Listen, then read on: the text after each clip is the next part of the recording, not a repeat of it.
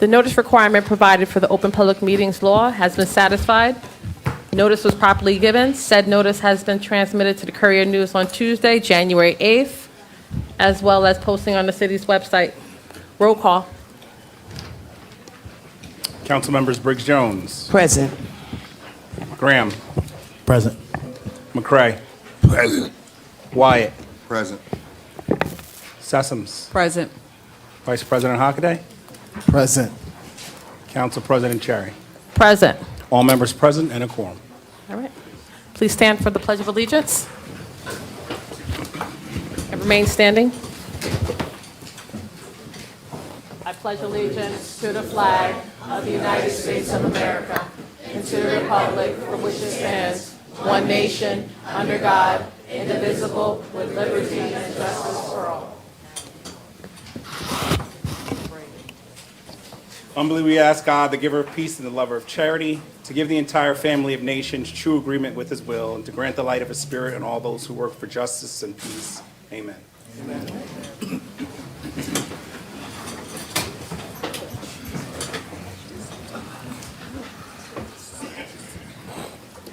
May I have a motion to approve the minutes for the City Council meeting on May 11th? So move.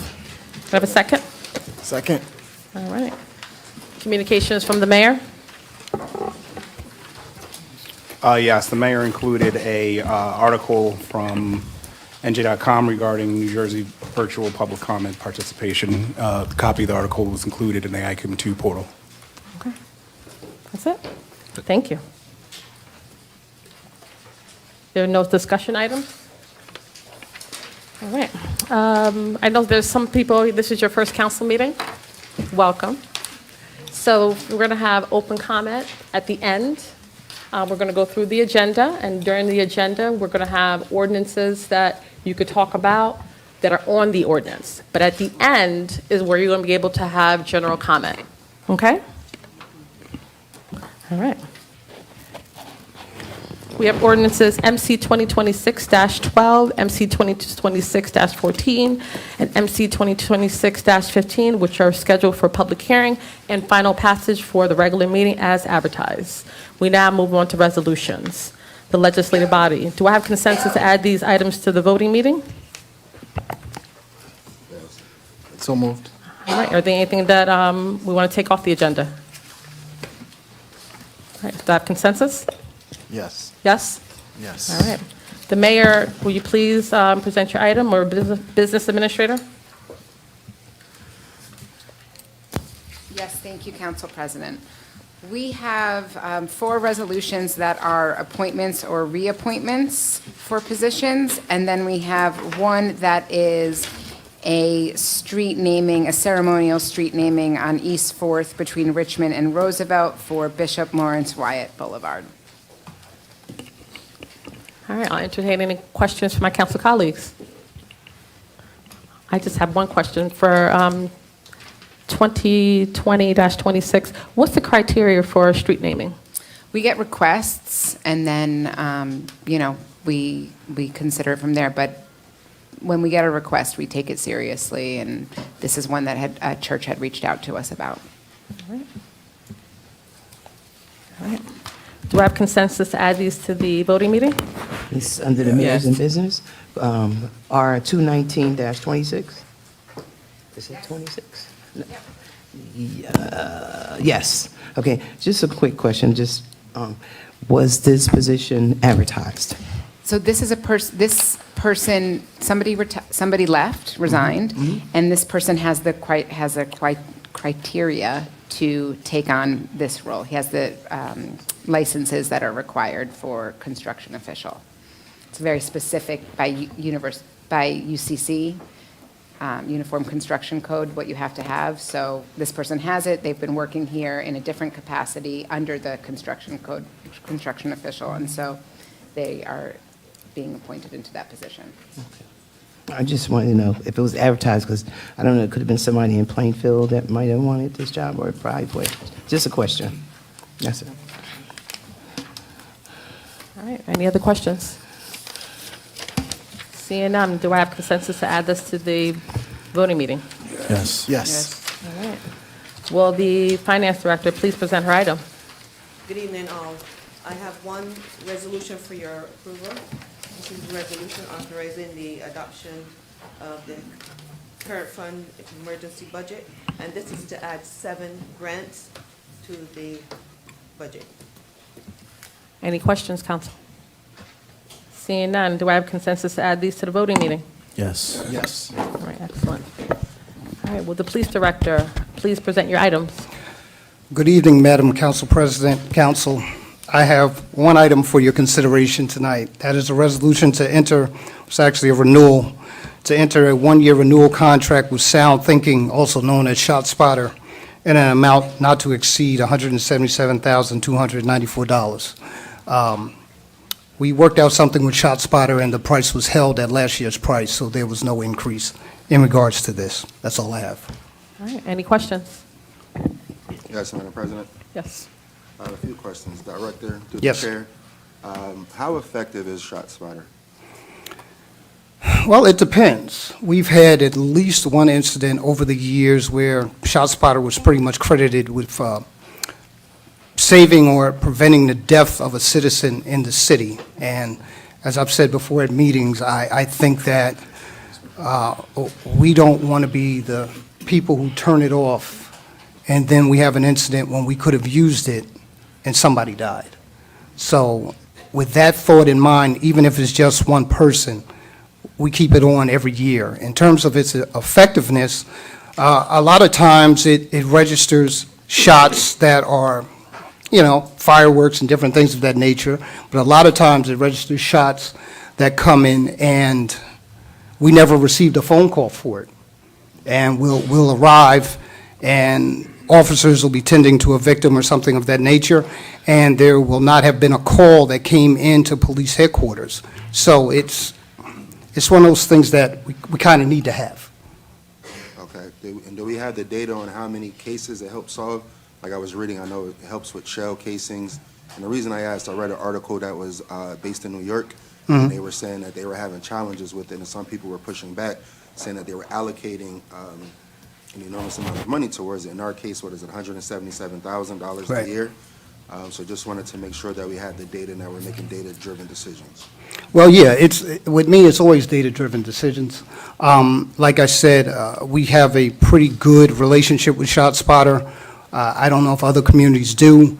They've held prices pretty much stagnant for us over the years because we're trying to do the best that we can do with the money that we have.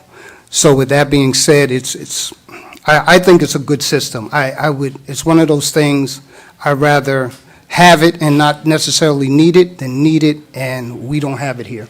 Okay, thank you. You're welcome. Any other questions, my council colleagues? Seeing none, do I have consensus to add these to the voting meeting? Yes. All right. Will the Director of Public Works please present his items?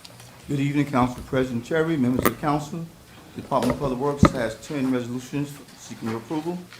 Resolution 22326, authorized professional service contract for Benoni Associates. This is for the service improvement project for Bellevue Avenue and Bellevue Court in the amount of $70,850 professional services. And 224 is authorizing an amendment to Resolution 34225 to change the funding source for the professional service contract for Benoni Associates. This is for East Front Street streetscape improvements, totaling $74,400. Resolution 225, authorizing an amendment to Resolution 31125 to change the funding source for the professional service contract for Benoni Associates. This is for the watershed improvements plan, Phase 1. 226 is authorizing approval for street opening at various locations through American Water. All these streets will be done back curb to curb. This is a 5-year moratorium. Resolution 227 is authorizing change order number 2 to Devalino Construction. This is for $25,000 and for the complete inclusive playground project, for mortars, some sidewalk work and other things that have to be done. And Resolution 228, authorizing approval to purchase 20 decorative LED posts with top light fixtures. This is for Library Park, beautify that. And this is with capital funding. This project is under state contract for $56,280. Resolution 229, authorizing approval to purchase traffic calming pedestrian crosswalk push button beacons. This is a total of 20, for a total of $77,101.07. This is for public safety at the intersections. Resolution 230 is authorizing approval to purchase one traffic calming product, blinking LED reflector lights for stop signs across the city. And this will help us out with everything from a safety standpoint for $118,028.20. And this is under the co-op, Somerset Co-op.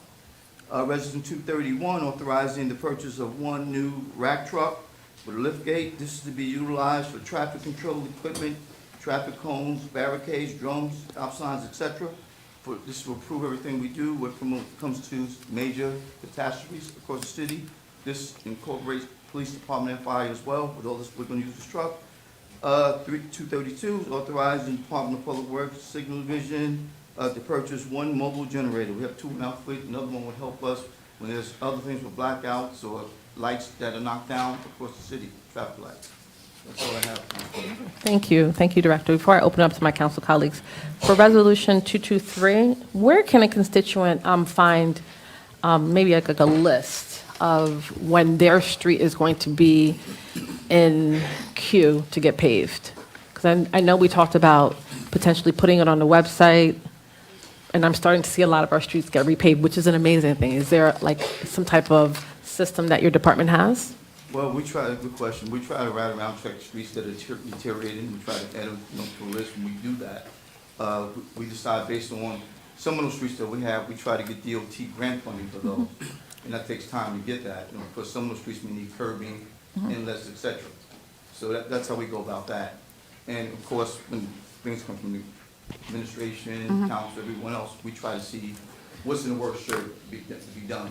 In addition to trying to do streets that we can just mill and pave, because milling and paving, it's like a 3-to-1. You can do 3 streets to 1, as opposed to putting curbs everywhere. You don't have to. That's why we try to measure things based on that. So is it listed on the city website what streets are in queue? Well, right now, the streets that are being done, we can post a listing. It's with the utility companies from Public Service and American Water. Those ones we can post, because there's quite a bit across the city that are being done. And as funding becomes available through grants, then we can post whatever we're going to do in other parts of the city. But this Bellevue Avenue, Bellevue Court, that's on the agenda tonight, that's something we can post, let them know that's going to be done. Because it's starting off right now, professional service, design work and everything for those streets. Thank you. And then for 229, the beacon lights, are you able to share the streets or the intersections where the beacon lights are going to be placed? Yeah, so we're looking at different locations. We have some locations in mind where they're going to be placed. There's a list of them. We're looking to put them in areas too around some of the parks where it's dangerous, around schools, school areas, and some of our business districts too as well, where we can do that. So pedestrian, where it's heavy pedestrian traffic. All right. Thank you. Questions from my council colleagues? Just a quick follow-up question on 229-26. With regard to the locations that these push-button beacons may go, do we have to get like separate permission to do them on a county road, or are any of the county roads part of this list? This is so to put the beacons in, we won't need the county permission for that. That's just something we can do, of course, the city. Like Okay. Right now, we have some located. You look on 7th Street and Spooner Ave. There's some beacons Okay. now as well. So wherever there's a safety issue, we will work in conjunction with the county, and they would have no problem, I believe, with Okay. that. So we're trying to work together to address things. But right now, we have 3 of them at Spooner and 7. All right, thanks. Yes, Councilwoman. Thank you, Council President. Director, good evening. Good evening. You referenced that 224-26 is grant funded, and typically you will raise if they are grant funded.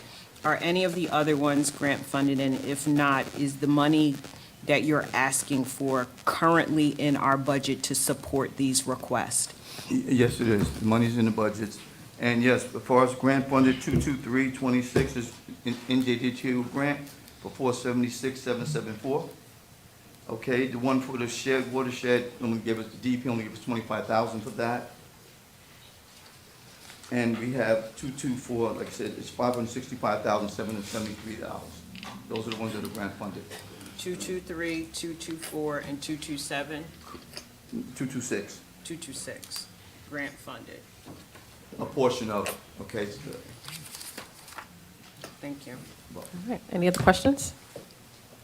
Seeing none, do I have consensus to add this on the voting meeting? Yes. All right, Yes. thank you. Council Well, President, yes. excuse me real quick. I just want to ask, that seat where that laptop is sitting, is someone actually sitting there, or is that an available seat? So we have one available.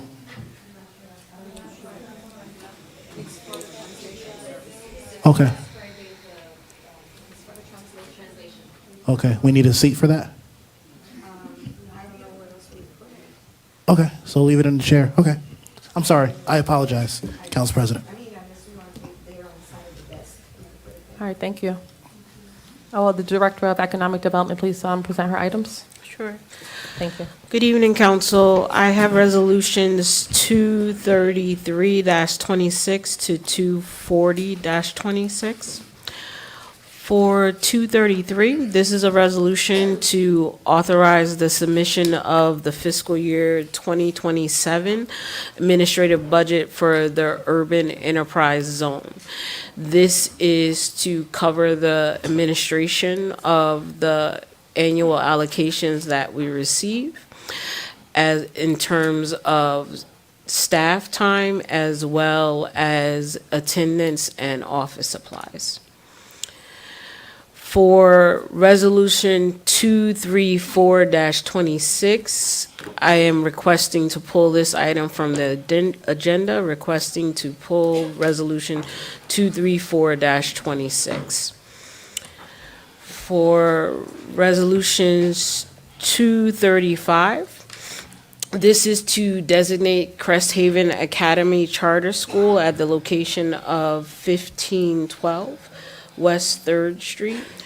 Proposed here is to look at a new structure that would be about approximately 4,500 square feet. It will have 15 classrooms, 38 off-street parking spaces for 33 staff members.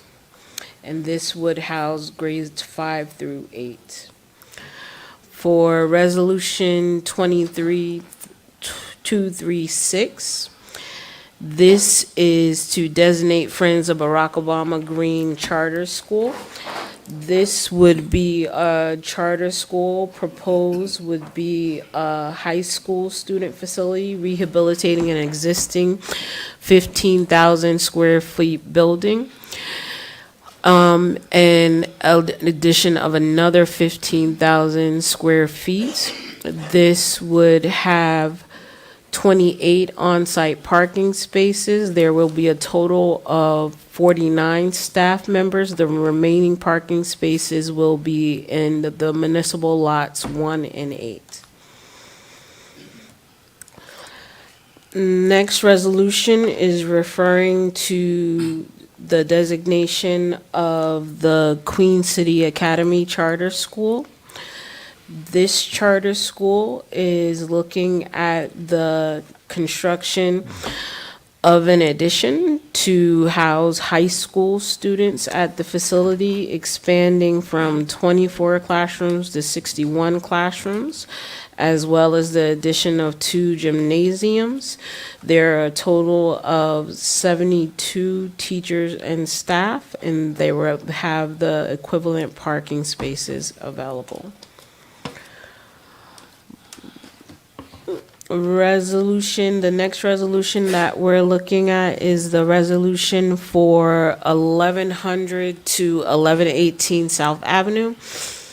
This is to authorize the transfer of a redevelopment agreement as well as the financial agreement.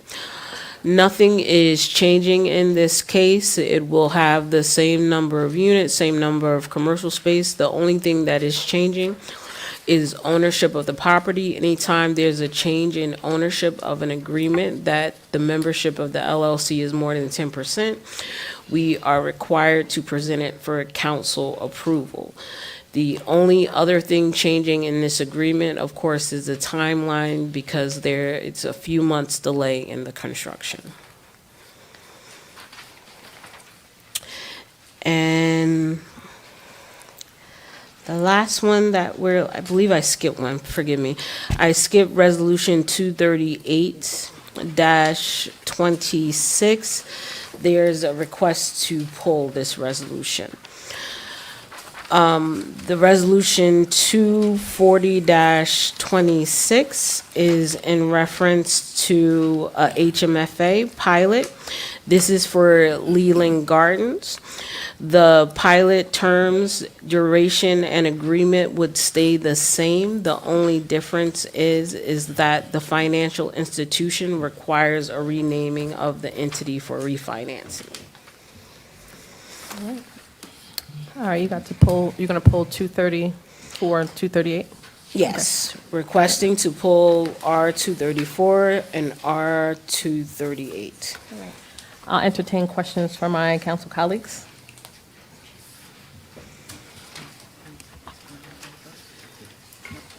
Councilwoman. Councilman Wyatt. All right, yes. R 236-26 for the Barack Obama Green Charter. Are they looking to expand, or are they just looking to relocate? Will there be an increase in the student population there? So there's no one there now, so there will be an increase in the student population there. This is the old existing New Jersey Human Services building. This is to relocate their high school students to this location. So there will be an increase in the student population? Yes. Okay. Was a traffic study done for the area? The traffic study was done, and it will be presented, should it be approved by council, to the planning board. Okay, so the traffic study is the next step. Yes. Okay. There was a traffic study conducted already, ready to be approved, should it get approved by council to planning board. Okay. Did we receive that information? Yes, but it's not a part of what we can present to you, as this is an agreement for contract for designation. Okay, so trust. All right, 236-26, Crest Haven. Is that Crest Haven? No. No. 235-26. Are they looking to relocate or expand their student population as well? This is to relocate ages 5 through 8, grades 5 through 8. Is there an increase in the student population? It is an increase. Okay. And the Queen City Academy Charter School, I know that we had some challenges with this the last two meetings. I went to one of the forums where community members, the church right next door, members from their congregation came as well, where people voiced their concerns about the traffic on Grant Avenue in that West 8th area that currently is there. So I know that they said they would go back to the table. What changes were made from the last meeting to now? They looked at the circulation as well as the use of their recreational facilities, what they would host on site. Okay, and we're not privy to that information as well. The circulation as well as the programming is presented at the planning board meeting. Okay. Did they do community outreach once again and speak to the neighbors in the area? To my knowledge, I was told. Okay. And you sure about that since the last meeting? I don't know, I wasn't present. Okay. But we had documentation that there was a meeting? All I know is what was advertised at the previous meeting. Okay. And just one more question, because that was one charter school that people were trying to, we went to the meetings to hear them out. Now we're looking at 3 expansions of charter schools. What's the overall goal when it comes to education in our city? That's not the point of this designation. I'm talking about redevelopment designation, so I would No, not that be is- able that to is the point. answer the question. You can't answer that question? Okay. Okay. I'll let somebody else ask. Councilwoman Sessions? Thank you, Madam President. Madam Director, just a few questions. Of the 3 charter schools that you mentioned, I believe 2 of them are looking to now have their high school all in one location. What does that look like in terms of sporting events? So in most cases for the high schools, this would create an area for recreations. In some cases, they don't have gyms available. So in one of the charter schools, they're creating 2 gyms. In another charter school, they are also creating a gym as well as a physical education area. In terms of sporting events and programming, whether they're competing, that's left to the programming of the school, and that's presented at planning board. So if the ones that are adding on a high school component choose to have, basketball, and they compete against other schools and other districts, and, clearly those families would have to travel in, is that their plan to have those games at those locations, or are they considering moving those games to other locations? One, to ease traffic, and 2, to accommodate whatever the capacity might be at these games? So I know for sure that one school has agreed to move it to alternate locations, not to have competitions on site. And other schools, they can entertain it, and it can be requested at planning board. Okay, thank you. I'm going to move to 1100 South Avenue, that property. So as I understand it, the original developer ran out of funds to finish the property. Is that not true? Yes, that's true. Okay. And now we're looking to give this agreement to another developer. To designate the To developer. designate, okay. The one that we're looking to designate, do we know who they are? Yes, we do. Have they done business in the city? They have done business in neighboring cities, in neighboring municipalities. Did they finish all of their properties? Yes, they have. They have a very extensive track record. Okay. And the one that ran out of money and couldn't finish their property here in the city of Plainfield, are they doing any other development projects in No. the city of Plainfield? No, they are not. Okay. Will they be doing other development projects in the city of Plainfield? I cannot predict the future, but as of now, they are not up for any designations. Okay. We appreciate that. Thank you. All right, any other questions on this side? Yes. Yes, Okay. Councilwoman. Quick question. All right, so where the R236-26, the Barack Obama School, where they anticipate moving to,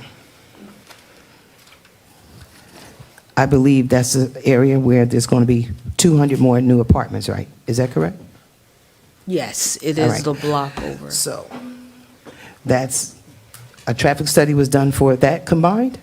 So a traffic study was done for the moving of the school, redevelopment, plus the 200? So Apartments? the traffic study will have to be presented at planning board. And if there is a question about the new influx of units, that would come up at that time. Okay.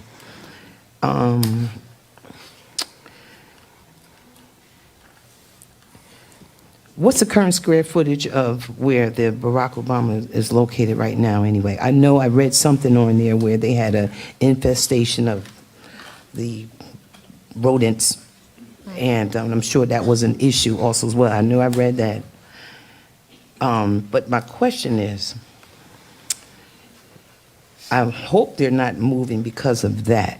Because if that's the case, my question is, who is responsible for the disposal of taking care of the garbage around there? Then you have businesses also around the Barack Obama school as well. So the responsible for the disposal is the property owner. The property owner, right? So whoever owns that building where the school Yes. is, correct? Okay. So, because then I say to myself, okay, so if there's a problem there, then that means that the businesses are not doing what they're supposed to do.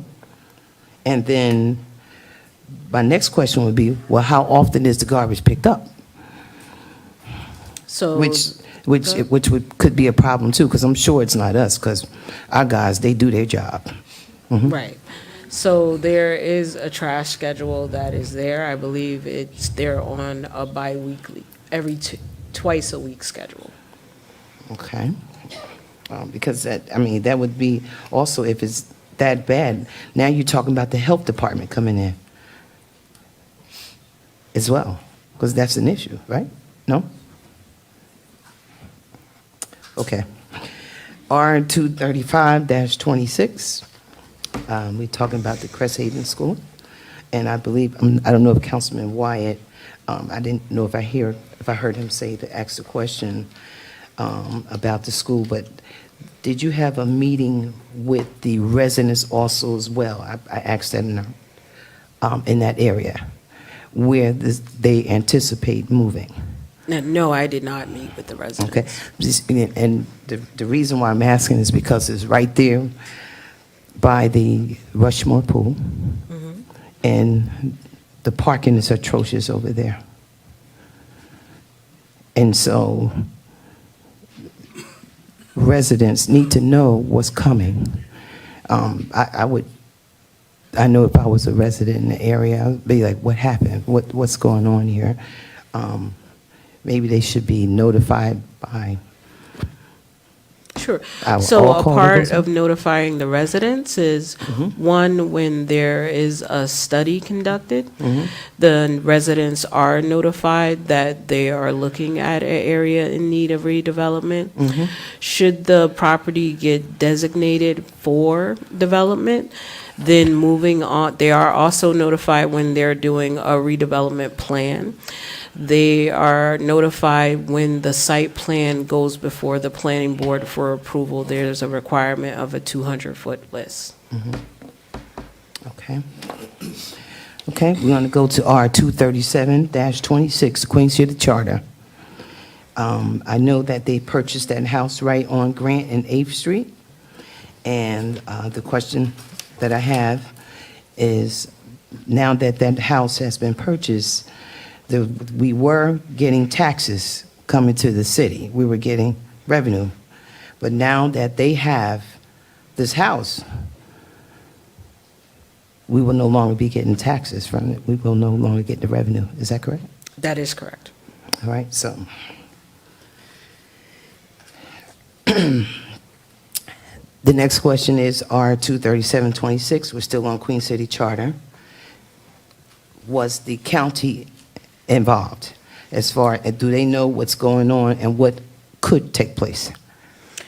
So the only time the county is involved if they own neighboring property, and at the time of doing the traffic analysis, and should this go on to site plan review, their approval and awareness is required. Okay.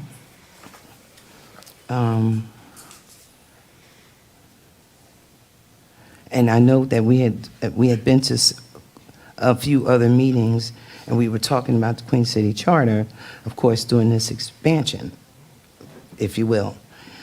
And I also had a concern about Rosa Sharon,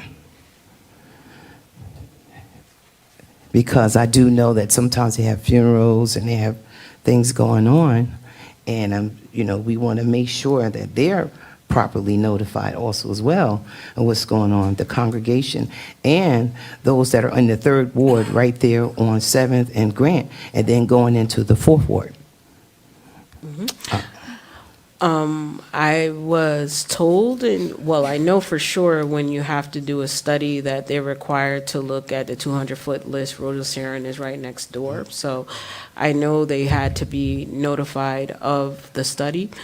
Also looking at the redevelopment plan, I was told that the developers or Queen City themselves, when they did their 2 outreach readings, that they did reach out. Okay, all right. I'm sure somebody's here will speak to that. I'll let them do what they need to do.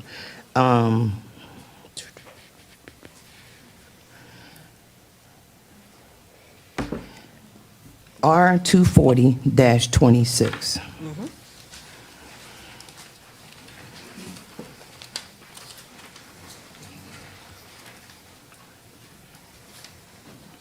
Okay, we were talking about the Leland Gardens. Where is the original agreement on this? Where's the original agreement? And are we amending anything in this property?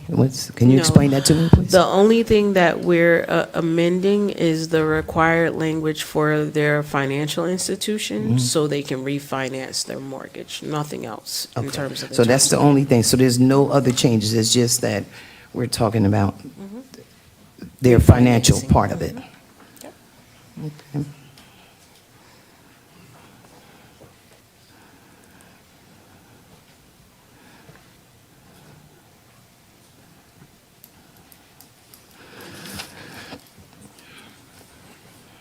That's it for now.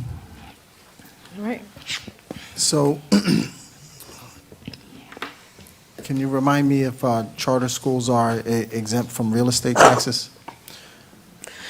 Unlike where you're dealing with public schools and houses of worship, they're allowed in terms of any zoning area, where charter schools are different because their property is privately held. In order to develop, they're looking for the redevelopment process. Do the property that they own pay real estate taxes?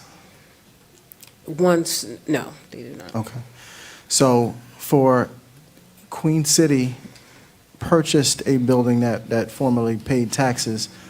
In our redevelopment agreement, is there a means to equalize somewhat the missing tax revenue from them purchasing the building?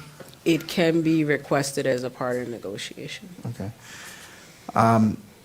But whether they develop on the process, on the property or not, does that change whether or not we receive taxes for the property? No. Okay, thank you. Is that it? Yes, that's it. All right. Any other questions? Yes, just for a point of clarification for 240-26, with regard to the pilot agreement for Leland Gardens, we're essentially extending their pilot agreement? There's no change in the terms or the duration. So if it was a 30-year pilot, it remains a 30-year pilot. No change in timeline. Okay, thanks. All right. Any I'm other sorry, I questions? think I missed something. R 235-26, going back to Cresthaven again. What's the plan for the space that they're in now? Like, what's going to happen again? What did you say? Can you repeat that, please? The school itself? Yeah. So the school itself is going to be a 45,000 square foot building.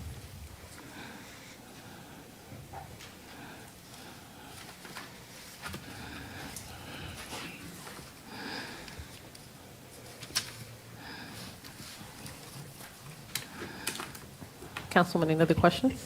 Nope, that's it, thank you. Director, when you talk about expansion, is it expansion that the state has expanded for the charters, or this is an expansion, so based on the number that they've been allocated? Can you talk a little bit about that, the difference? Each of the charter schools have a threshold or a number of students that they can have in total. So if they can have 900 students in total, most of the charter schools have not approached that limit yet. So depending on how you're using the number expansion, I'm making a difference between the number of increased students versus expansion, because they haven't expanded what they're allowed to have at the full limit. Do you know what the current versus capacity So. for all three? Not for all three off the top of my head. I'm just going to give, for example, one. There's a requirement, they could go up to 900. The top limit for that they are right now does not exceed more than 600. Thank you, officer. Go ahead, Director. Okay. So in most cases, these three schools, they are only at about 2/3 of their capacity Understood. All of right. that top number. All right. So you got a question? Go ahead, Councilman. Yes, Madam President. It was over a year ago when we were speaking about expansions of charter schools, and the question was put on the floor for all of the leadership to sit down. Like, it's a small city. Plainfield is a small city, right? So the Board of Education, we have to vote on these things, the governing body, the administration, the Plainfield Board of Education. We make decisions that impact not just the charter schools, but the entire city, but we do not have conversations and discussions with any other entities or parties. So how how do we say we're one Plainfield, we're united, and we don't do that? I don't think that was directed at me, was it? What's the question? Was that question directed at me? Yes, it was. So the administration has conversations in general. We have had several conversations with the school board, the superintendent, as well as the president of the school board. So I think we're always open to different visioning sessions. And if I may add, Council President? Yes, ma'am. I am aware that the former superintendent, I'll use the word former because Superintendent Rashawn Hassan met on a regular basis with the charters in the city of Plainfield. Talking to your mic, Mayor? Yes, sir. Maybe come closer, but it's on. Okay. Superintendent Rashawn Hassan met on a regular basis with the charter schools in the city of Plainfield. All right. What was the point of that, Madam President? I couldn't hear him. Yeah. No, I said, what was the point of saying that he met with them on a regular, met The with them on a point regular of that basis? is that you said we should all get together and have conversations, the administration, the school district, and the charters. Director Fields said that we have conversations, we, the administration, and I am adding that the superintendent of schools also had conversations with the charters. So we would have met what you were asking for. All right, thank you. And so that's the point. Thank you, Mayor. So, Clerk, can you pull out, because for the voting meeting, 235? Four. Four. No, 234 and 238. for consensus. Okay. For consensus. All right, so for consensus, 235? Anything else? 237. 236 237. and 237. Anything else? All right, seeing none.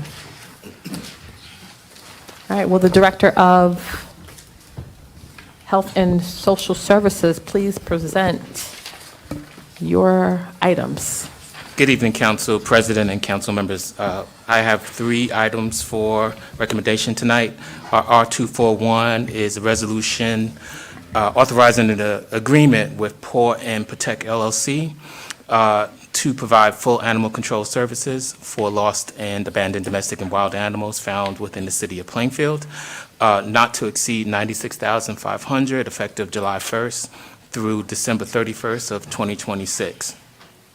Resolution 242 is a resolution seeking approval to utilize a qualified lead abatement contractors which exceed the city of Plainfield's threshold of $53,000 under the lead abatement and remediation grant program. This is for one house, and it is within the DCA recommended span of numbers. However, because it's such a large, well, because it's a number of 53,000, we need to seek approval. And Resolution 243 is a resolution authorizing approval to utilize a qualified lead abatement contractors under the city of Plainfield. We subcontract with Proceed, and Proceed has a list of contractors, but the purchasing division said that we also have to get those approved by council in order to be able to use those. So those are our 3 resolutions. All right, thank you. For Resolution 241, I see it's a new name. Is that the same person, new name? No, this is a new provider. We put out 2 RFPs, and this is the only provider. However, I will say that we are familiar with this provider. He currently does the work for Title Shot, and so he'll be doing the work under his own company. We also have, we know who the veterinarian is, and we also know the site where animals will be held because we've already had relationships with them as well. Okay, thank you. Any questions from my council colleagues? Seeing none, do I have consensus to add this to the voting meeting? Yes. Yes. All right. All right, will the Director of Communications and Technology please present her item? Sure. Thank you, Council President. This is a resolution authorizing the city to enter into an agreement with JCT Solutions for the installation of additional security camera and network infrastructure throughout Plainfield as part of our ongoing smart city and public safety initiatives. The project will be funded through available 2024 and 2025 capital funds and will expand camera coverage across key areas of the city in consultation with the police department. Since the original proposal was prepared, the police department identified 9 additional locations that should be included in the network, and certain equipment specifications required updates to ensure compatibility with current technology standards. So as a result of that, I'm requesting council's authorization to increase the contract amount by $33,349.80. So it would increase from $499,971.61 to $533,321.41.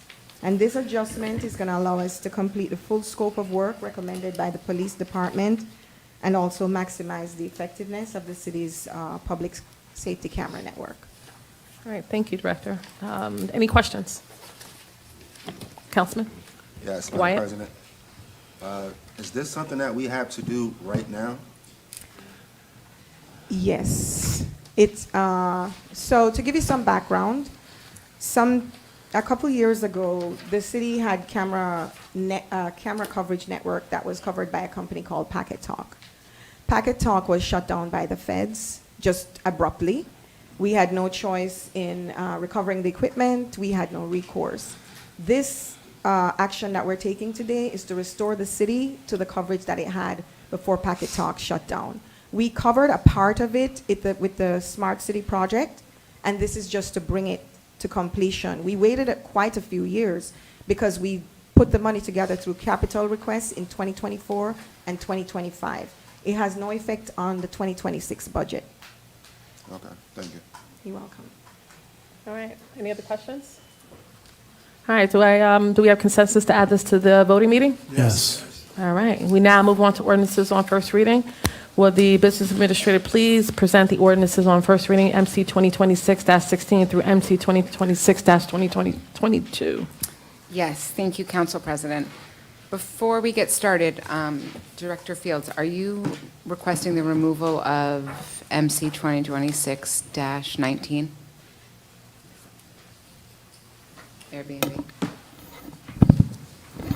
I will be requesting an amendment based on feedback from the planning board. Okay. Okay. So I'll do that one last and let her speak to the amendment of it. Okay, the first one we have is an ordinance for a redevelopment plan, which is 1500-1512 West 3rd Street. This is a previously adopted redevelopment plan by this council, but we're looking to amend it to increase the height requirements. The second one is an ordinance by which we are asking for approval to negotiate or exercise the power of eminent domain for 700 to 710 West 7th Street. This is the old Plainfield Rescue Squad building. It's currently unused and vacant. We've talked about this building before in these meetings and how we have a desperate need for an OEM center and an EMS center, and that we believe that this would be a good fit for those places. Currently, OEM, when they activate their EOC, we're either meeting in the basement, like in a small basement room in the police department, or in the city hall library, neither of which are conducive to emergency management operations. And EMS is currently housed at one of the fire engines, and they have been for a long time requesting a space of their own.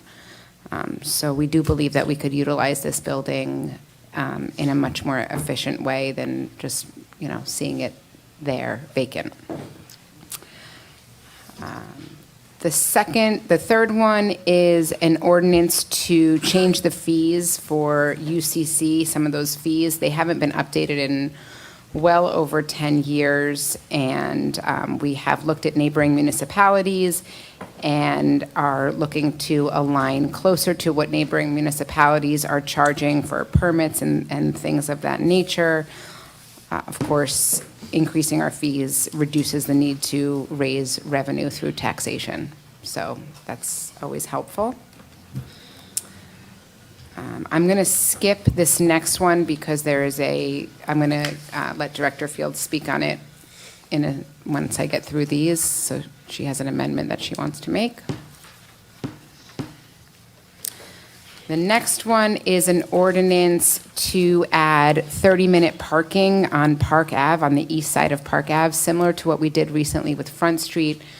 This is helpful for shopping and helpful for people to go in and out of stores quickly and get more people in and out of the stores.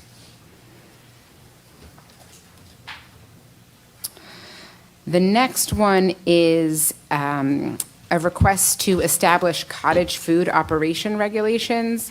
Cottage food operations are basically home-based catering companies.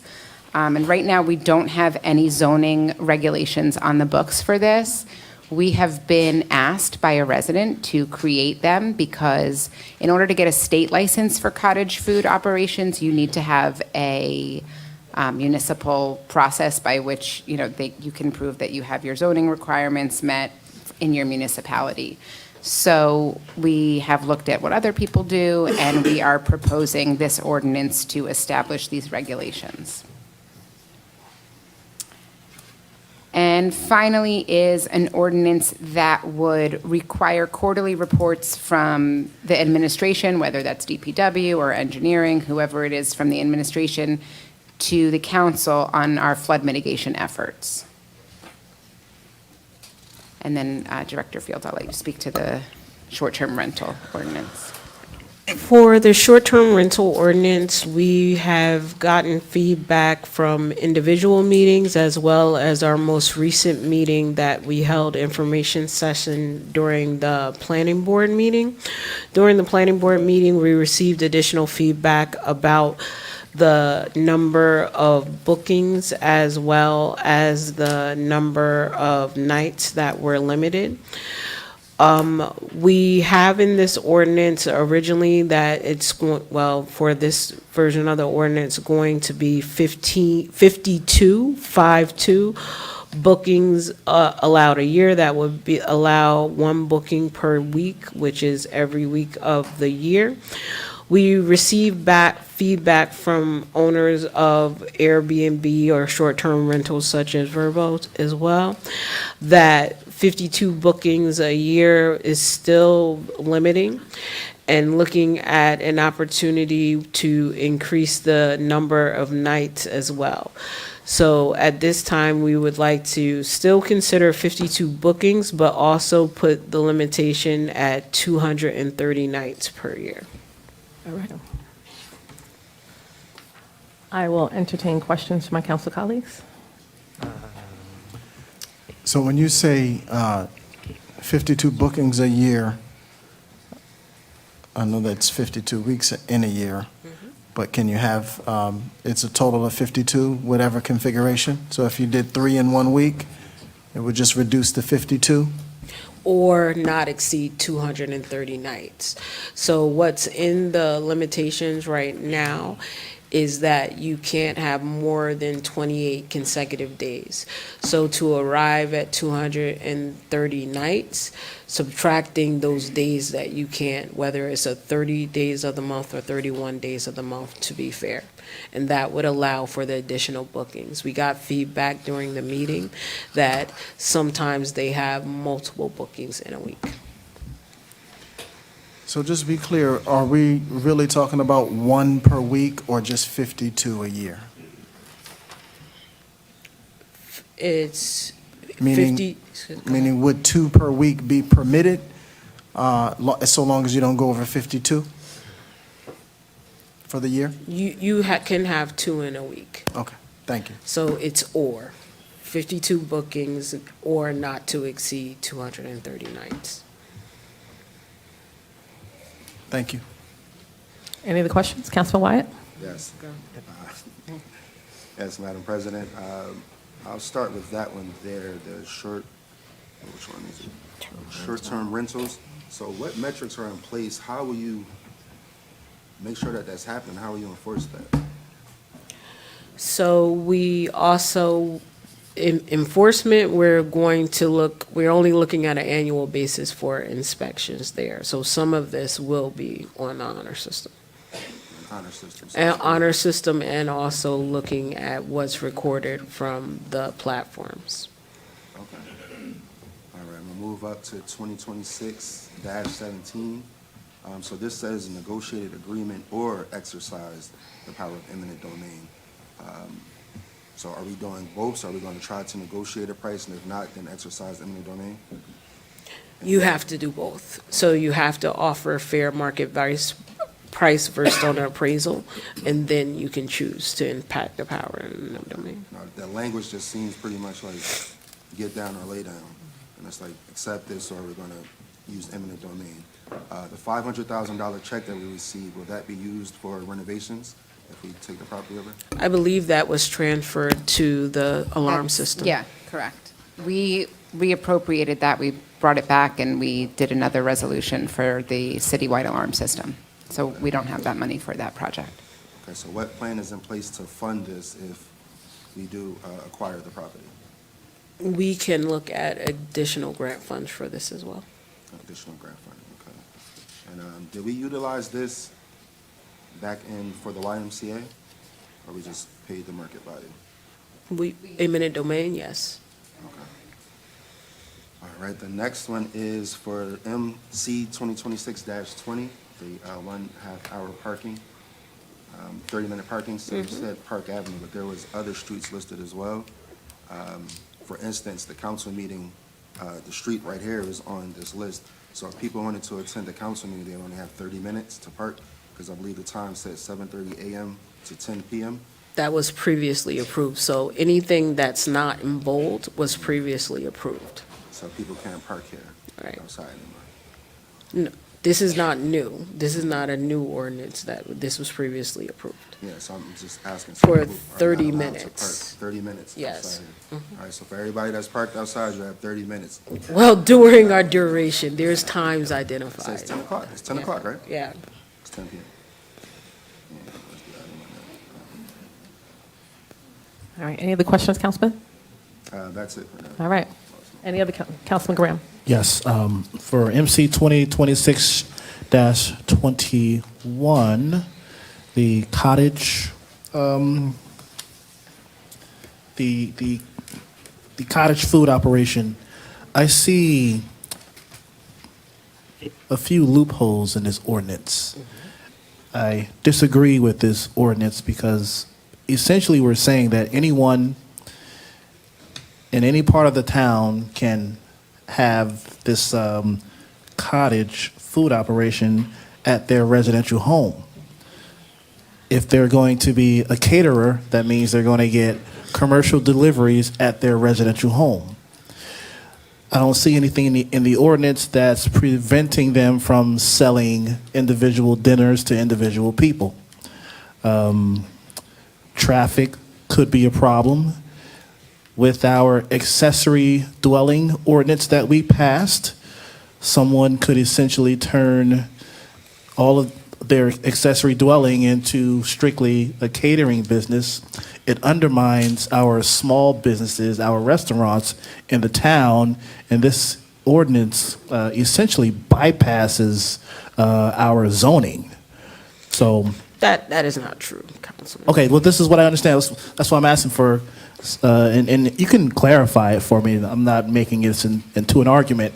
I just see that this could be a problem. Just, if anyone can open up a cottage food operation practically anywhere in the town, next door to any of their neighbors, if you're a successful caterer, you're going to be getting commercial deliveries. So help me clarify that so that, Sure. So for the cottage zoning, it isn't allowed anywhere. It's allowed in very specific districts that do happen to be residential. It's allowed in 4 zones.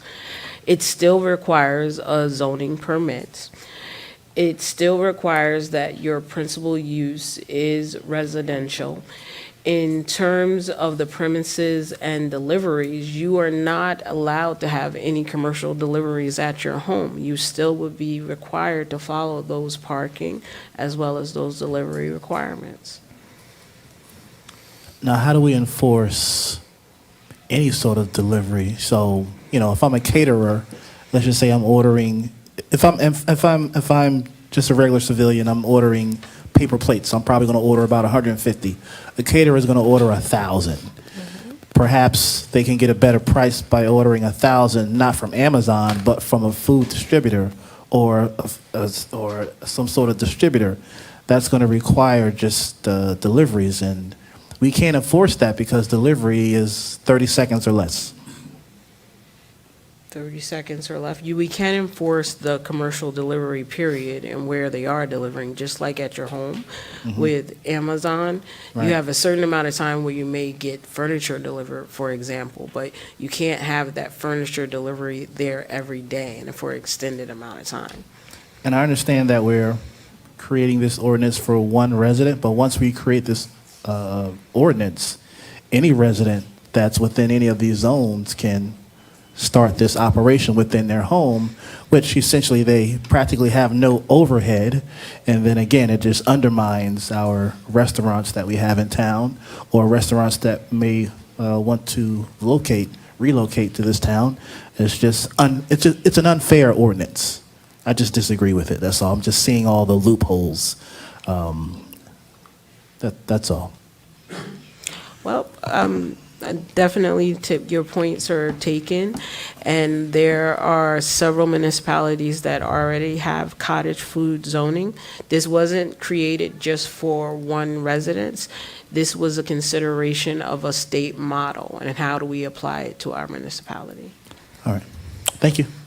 So regarding the cottage, I see it says the dwelling has to obtain licenses, permits, certifications, and approvals required by the state of New Jersey.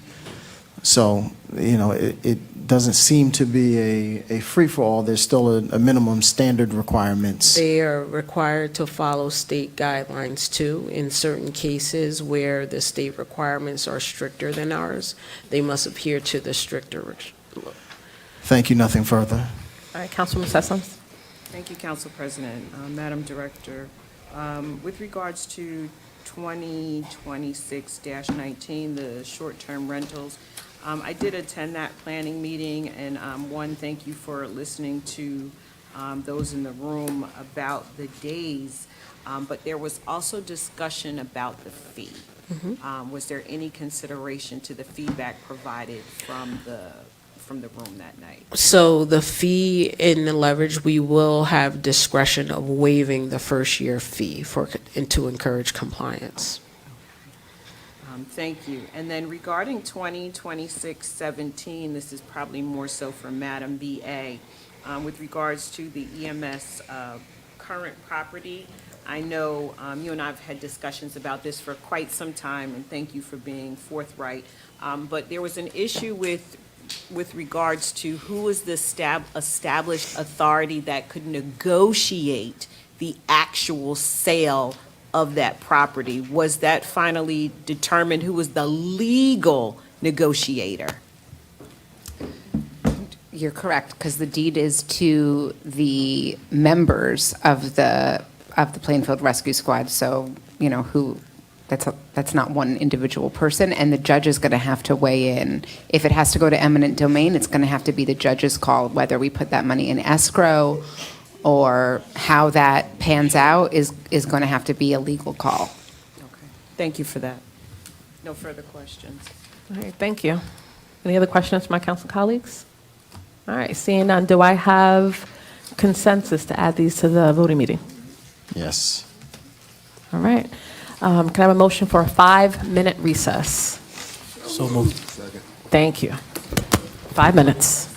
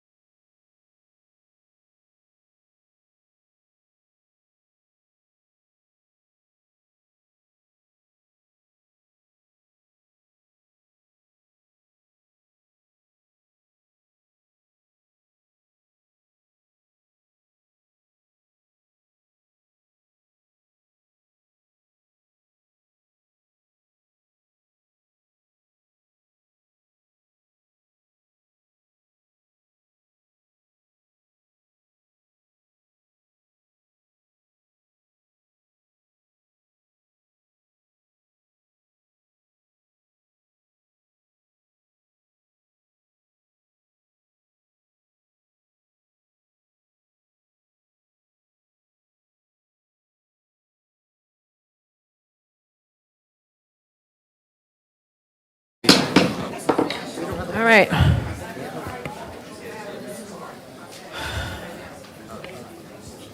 We now move on to ordinances on second reading and final passage. Madam Deputy, could you please read MC 2026-12 by title and further certify that the ordinance has compiled with all statutory publications and requirements?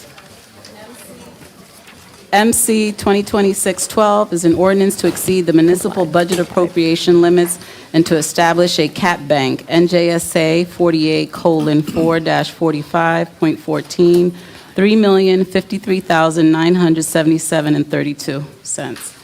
It is certified that notice of a public hearing on this ordinance was published in the Courier News on May 15th, 2026.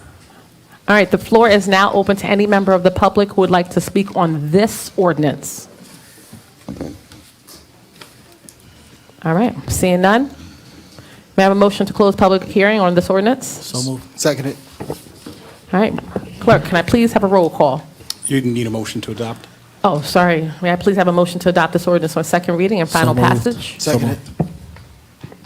Roll call. Roll call MC 2026-12, council members Briggs Jones? Yes. Graham? Yes. McCray? Yes. Wyatt? Yes. Sessoms? Yes. Vice President Hockaday? Yes. Council President Cherry? Yes. It's unanimous. This ordinance has been adopted on second reading and final passage. All right, Madam Deputy, could you please read MC 2026-14 by title and please certify that the ordinance has complied with all statutory publications and requirements? MC 2026-14 is an ordinance of the City of Plainfield, County of Union, New Jersey, adopting an amended homeownership small lots redevelopment plan dated April 16th, 2026. It is hereby certified that notice of a public hearing on this ordinance was published in the Courier News on May 15th, 2026. All right. The floor is now open to any member of the public who would like to speak on this ordinance. Seeing none, may I please have a motion to close public comment on this ordinance? So moved. Second. All right, can I have a motion to adopt this ordinance on second reading and final Motion. passage? Second. All right, clerk, can I please have a roll call? Roll call MC 2026-14, council members Briggs Jones? Yes. Graham? Yes. McCray? Yes. Wyatt? Yes. Sessoms? Yes. Vice President Hockaday? Yes. Council President Cherry? Yes. It's unanimous. This ordinance has been adopted on second reading and final passage. All right, Madam Deputy, could I please read MC 2026-15 by title and please certify that the ordinance has complied with all statutory publications? MC 2026-15 is an ordinance amending Chapter 9, Article 21 of the Code of the City of Plainfield entitled Filming to ensure compliance with New Jersey Motion Picture and Television Commission film-ready requirements. It is hereby certified that notice of a public hearing on this ordinance was published in the Courier News on May 15th, 2026. All right, the floor is now open to any member of the public who would like to speak on this ordinance. All right, seeing none, can I please have a motion to close public hearing on this ordinance? So moved. All right, can I have a motion to adopt this ordinance on second reading and final passage? Moved. Second. All right, roll call, please. Roll call MC 2026-15, council members Briggs Jones? Yes. Graham? Yes. McCray? Yes. Wyatt? Yes. Sessoms? Yes. Vice President Hockaday? Yes. Council President Cherry? It's Yes. unanimous. This ordinance has been adopted on second reading and final passage. All right, we now move on to public comments limited to resolutions and motions. A total of 30 minutes has been allocated to all public comments. Each speaker will be given 3 minutes. If any member of the public would like to speak or call in for public comment, please dial 646-558-8656. Enter the meeting ID 934-9101-4887 and press pound. Dial star to raise your dial star 9 to raise your hand and to be placed in the waiting room. The floor is now open. Please state your name and the municipality that you live in. Good evening, Quanae Palmer Chambers, Plainfield, New Jersey. Resolution as well. Yeah. Thank you. I'm going to speak on 235-26, 236-26, 237-26. I'm just wondering, because I happened to go to the zoning meeting, planning board meeting, and I realized that one of the items that has been pulled, the other item that has been amended, these things have happened because the residents who would be affected or the people who had an interest were called together to have a meeting to discuss it before tonight. And I'm just trying to figure out why the individuals or the residents who would be affected by 23426, 23526, 23627, I'm sorry, and 237 were not given that same courtesy. They have to hear about it tonight. They have to hear discussion tonight. They didn't get an opportunity to go back and forth with you, Zenobia, about what they thought, but you did that for the Airbnb people. You did that for the historic preservation people. You did that for the people who would be concerned about the floodplain, and some of those were pulled and the others were amended. It was asked of you, did they have a meeting with the residents before? And you said that you don't know. But you were very clear on giving that education section for other people. You guys already know how I feel about charter schools. We have too many in Plainfield. We have all the charter schools in Union County. And as a member of the NAACP, we have positions on charter schools. And if we look at what's happening in our public school in terms of layoffs as a result of many things, but one of those things being dollars leaving our board education elected schools where we can talk to them, we can argue with them, we can criticize them, we can see what's going on with the budget. We have no oversight with the charter schools. And now that we see that it's becoming a problem, the state is doing something about it now, 30 years in. But we told you 30 years earlier that this is where it was going to be. So I would like to see these three resolutions pulled until you give the people the same courtesy of having a meeting and hearing their concerns that you gave the other people before they were able to come to this meeting. Thank you. Thank you. All right. Winston, could you help her with the mic?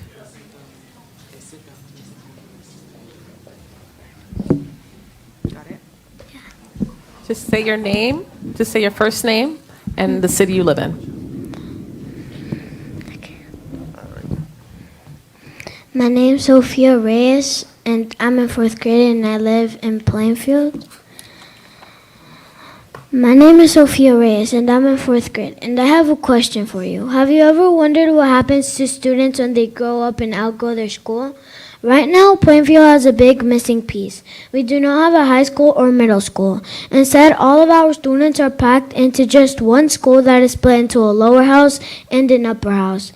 As a 4th grader at Queen City Academy Charter School, I'm already looking ahead to the future. Plainfield desperately needs to build its very high school and middle school so that Plainfield have a place to so that students have a place to go when they grow up. First of all, a brand new high school and middle school would solve the problem of overcrowding. Having everyone in one building with the lower house and upper house means space is tight. High school and middle school students need bigger classrooms, advanced science labs, and proper libraries to prepare for college and future jobs. By building a separate high school and middle school, the older kids will get the space they need, and it will also free up room for younger kids like me to learn better. Second, staying in our community for high school and middle school is important for town pride and safety. Without a high school or middle school, older students might have to travel far away to other towns just to go to school. If we build a high school and a middle school right here in Plainfield, students can stay close to home. We can have our own sports team, music programs, and school clubs. This will bring our whole community together to cheer on our local students. Some people might think that building a high school and middle school is too big of a project or costs too much money. However, a town cannot grow without a high school or middle school. When families see that Plainfield has a complete school system from kindergarten all the way to 12th grade, they will want to move here and support our local businesses. In conclusion, Plainfield students deserve a complete education in their own hometown. Relying on just one building with a lower and upper house isn't enough for our growing community anymore. So I hope you deeply consider whether having a QCACS high school and a QCACS middle school to help our students outgrow and help our community and support our local businesses and support our school. Thank you, Ms. Sophia. For our minors here tonight, just say your first name and the city. Do not say your last name, okay? My name is Paige, and I live in Plainfield. Thank you. Good evening, everyone. My name is Paige Black, and I am honored to be here. As I read, I ask for your silence, and I hope you enjoy my essay. Imagine being stuck in a tiny school with kindergarten through high school, or having two locations on different sides of town, with kindergarten through 8th grade in one building and high school in another. Having the Queen City High School students and teachers all in one campus will make a big impact in a good way. One of the benefits of having the Queen City High School attached to the main campus is the high school students being role models for younger kids and mentors. For example, if the high school students are walking silently in the hallways and fifth graders see them, they try to be just like them and also be quiet in the hallways. They could also mentor or tutor kids who need extra help with classwork. Another benefit of having the Queen City High School attached to the main campus is one location. Having one location is good for parents and caregivers for drop-off and pickup. For example, if a mom has a meeting at 4 and her kids get out at 3:45 and one of them is in 2nd grade and the other one is in 11th grade high school, both of their schools are on different sides of town. After the mom picks up the one in 2nd grade, she has to go all the way across town to pick up the one in high school. By the time the mom gets back, it's after 4 p.m. and she's late for a meeting. Because of this, she might send complaints to the school. The final benefit of expanding the Queen City Academy is improving the school facilities. For example, if we have a larger playground, larger gym to fit everyone for assemblies and performances, science labs, and a library. Most importantly of all is updated classrooms with more space, which will lessen issues and not be overwhelming to other students. Being squished up in the classroom is not good. Expanding the school will lead to happiness all around. In conclusion, expanding the school isn't just breaking it down and building it up bigger. It's joining into one community and embracing our school, while also starting a new chapter. Expanding the school won't just benefit the school, it will also benefit the community. Thank you. Thank you, Ms. Page. Good evening, everyone. My name is Hazel Ball, and I'm a member of Rosa Sharon Community Church. And I was raised in Plainfield. I proudly attended Jefferson Elementary School, Hubbard Middle School, and a proud graduate of Randolph High School. Although my mother passed away 3 years ago, my stepfather still resides in our family home on Huntington Avenue. My mother-in-law was the late Bishop Millicent Laverne Lattimore Ball, and my family has deep roots in this city. For generations, we have lived, worshiped, and served the Plainfield community. I have attended several meetings regarding the proposed Queen City Charter School expansion and understand the desire for the school to grow. However, I have serious concerns about this expansion. The concerns about how it'll have on the surrounding community.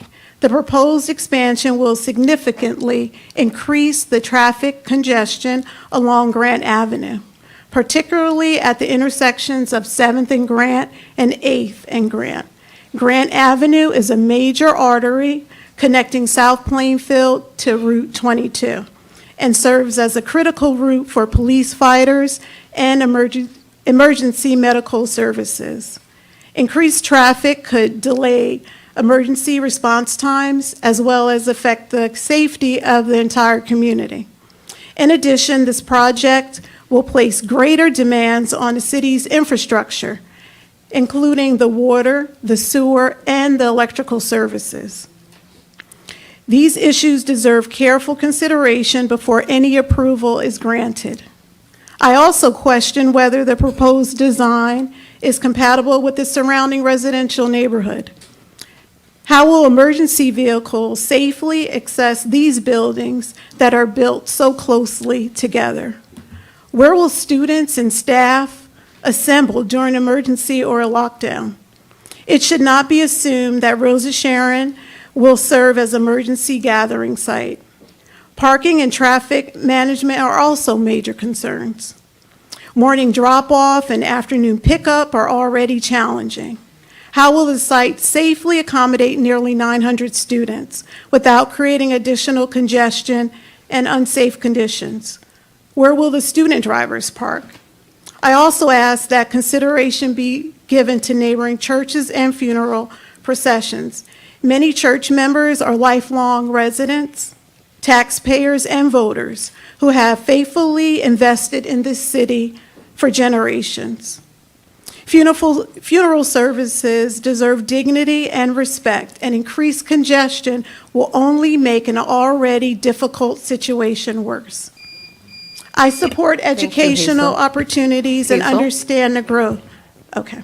Thank you so Thank much, you. Hazel.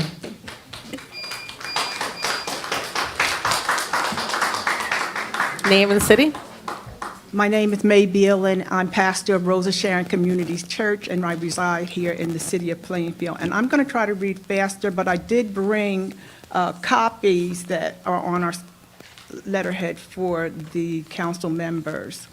Rosa Sharon is a community church, and its 62 years of congregation is located adjacent to Queen City Academy Charter School at 825 West 7th Street, Plainfield. Our congregation has coexisted with the school for approximately 16 years and respects its mission and the exceptional students that they have helped to produce in our society.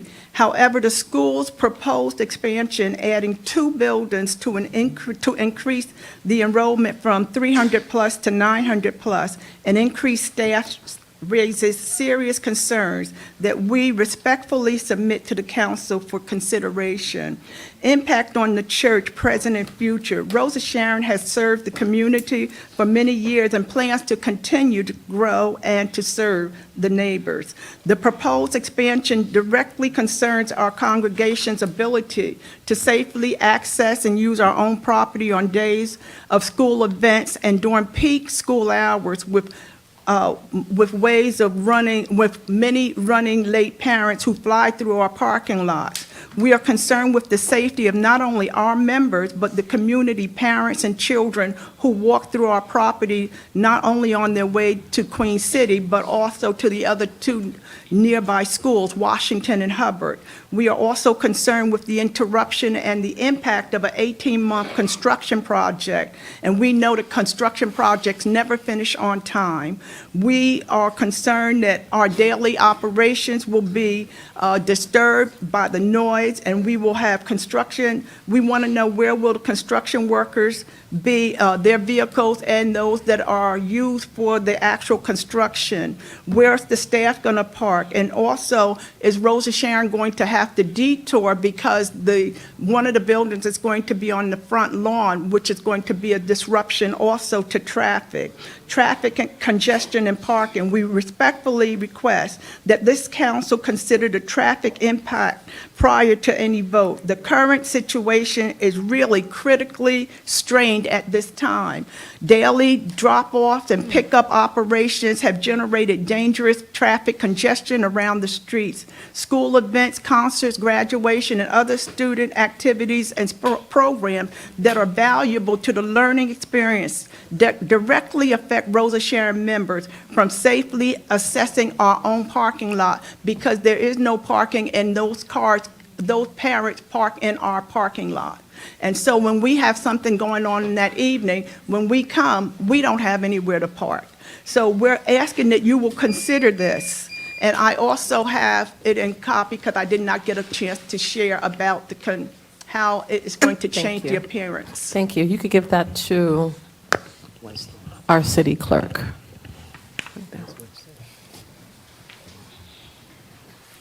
Name and city. Good evening. Good evening. My name is Sharon Hunt, and I'm from Plainfield. I am a member of Rosa Sharon Community Church, have been a member of the church for 30 years, and a resident of this community for 25 years, living on West 8th Street. My concern is the quality of life in our neighborhood, the traffic in the area. The traffic in this area is already overwhelming during the morning and afternoon hours. As a resident, I often have to plan my daily activities, even schedule my medical appointments around the school traffic because of the congestion. I am concerned that this proposed expansion will significantly change the character and appearance of our neighborhood. The existing school building, along with my church, and most of the homes in the area are set back from the sidewalk. However, the proposed new building will be constructed directly in front of the current building, and an additional building is planned behind the existing structure. This design will create a much more crowded appearance in what has traditionally been a residential neighborhood. I would like to know whether Queen City Academy has considered alternative options that would minimize the impact on surrounding residents. Has the school considered a different site layout, traffic mitigation measures, or other solutions that will preserve the character of the neighborhood while still meeting its expansion needs?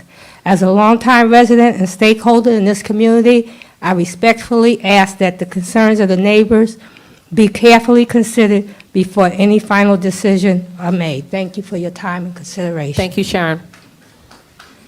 Maureen, is anybody online? Maureen, is anybody online? Okay. Good evening, ladies and gentlemen. My name is Harrison, and I am a 5th grade scholar at QCA. I'm writing to you to ask to please allow our school to expand. QCA is not just a school building. It is a place where scholars learn, grow, feel safe, and become better people. Expanding QCA is important because more scholars deserve the chance to have a school like ours. At QCA, our teachers push us to do our best. Even when something is hard, they teach us reading, writing, math, science, and social studies. But they also teach us how to be respectful, responsible, and confident. Our school helps us believe that we can be successful. I also think QCA should expand because many of us want to continue growing with the teachers who already know us. My teacher, Miss E, always tells us that she'd love to see us graduate. That means a lot because it shows that our teachers do not only care about us for one school year, they care about our future. If QCA expands, that dream could become real. Our teachers could watch us grow from elementary school into older scholars who are ready for high school, college, and life. Another reason QCA should expand is because our school community is strong. We support each other like a family. Scholars, teachers, staff, and parents all work together to make QCA a better place. When a school has that much love and support, it should be given the chance to grow. Please approve QCA's expansion. This decision would help many scholars now and in the future. It would give us more space, more opportunities, and more time to learn in a school that truly believes us. Sincerely, Harrison. Thank you, Harrison.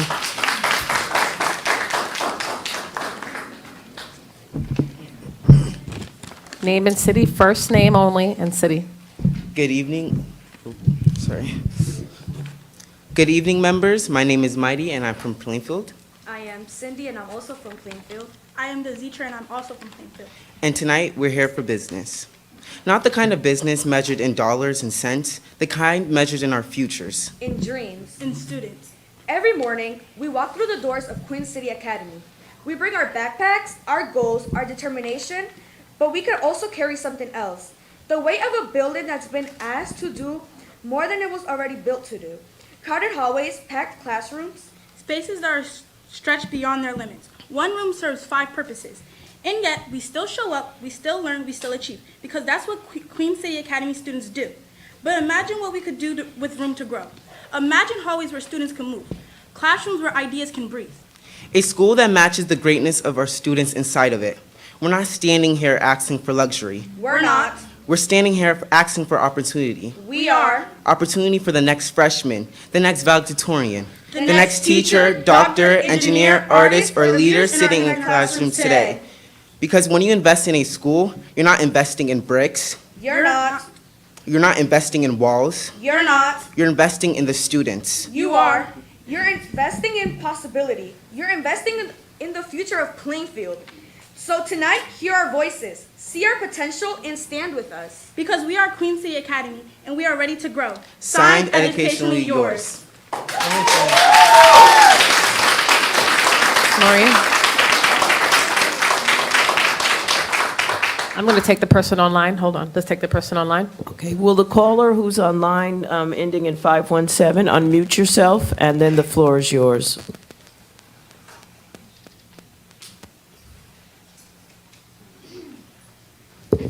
Caller, you have your hand raised. You're able to speak now. Please unmute yourself.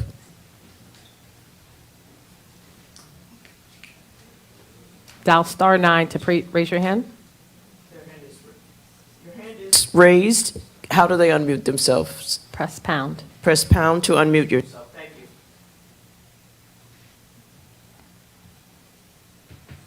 you. Press pound to unmute yourself. All right. We'll pause. We'll go to the next person. We're good?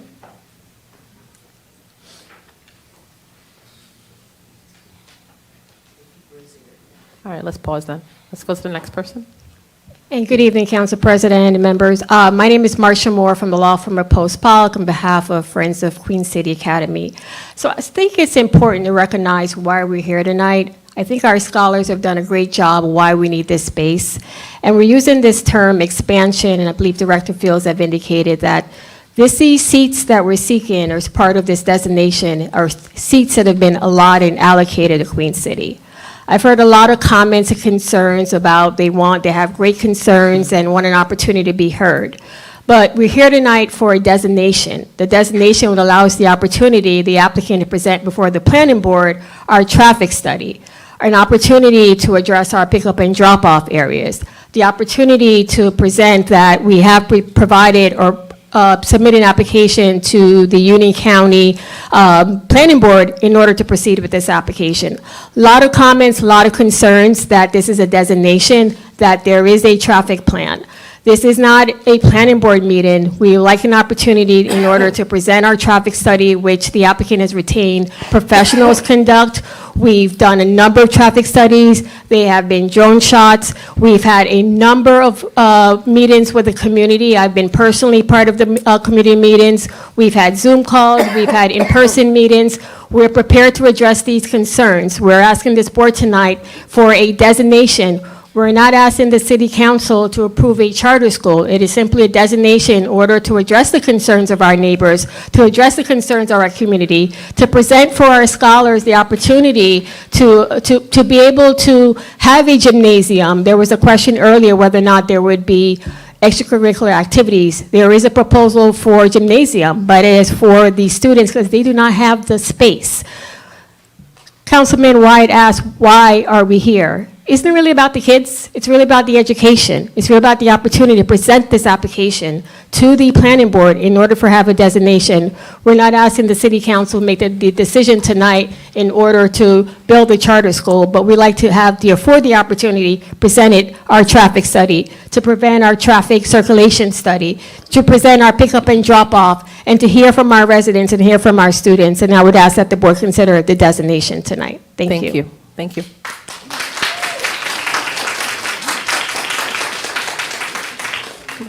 First name and city. Good evening, Jasmine Gooding, Plainfield.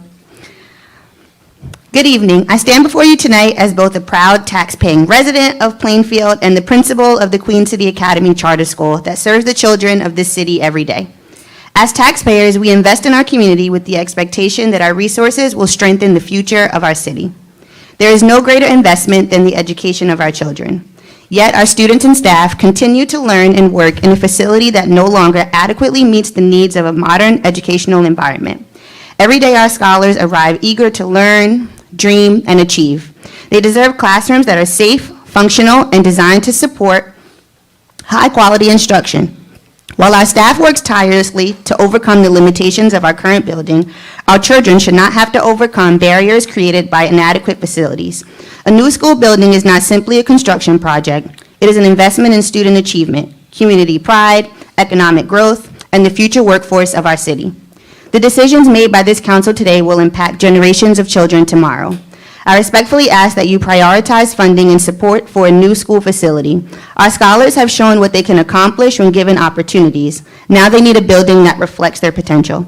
Thank you for your time, your service, and your commitment to the children and families of our community. Together, we can build a future worthy of our scholars. Thank you.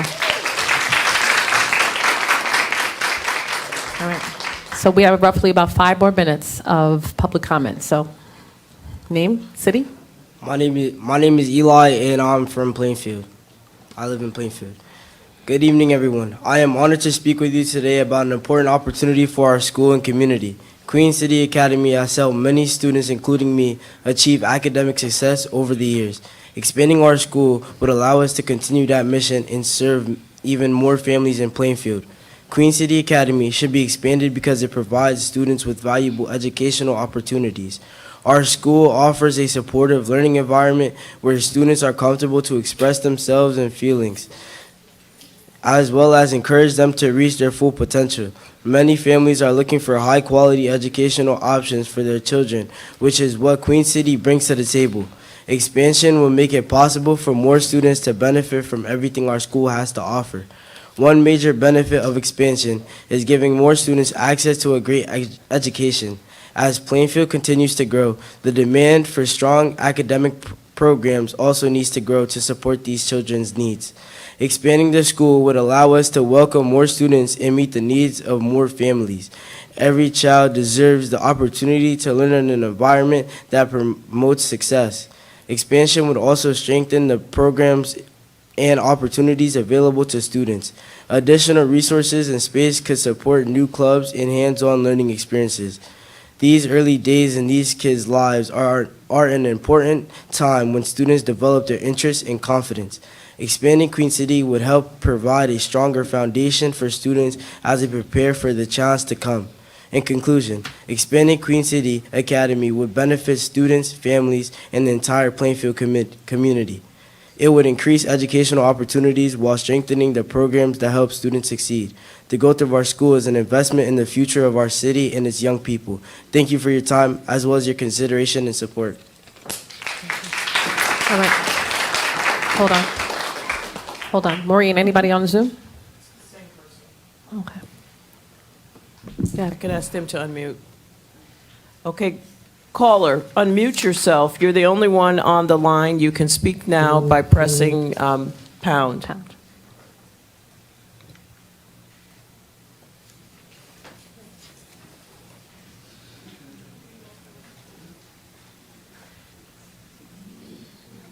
Okay. Next. Hi, good evening, everyone. Leah Dungy Magnan. I am a resident of Plainfield. Hello.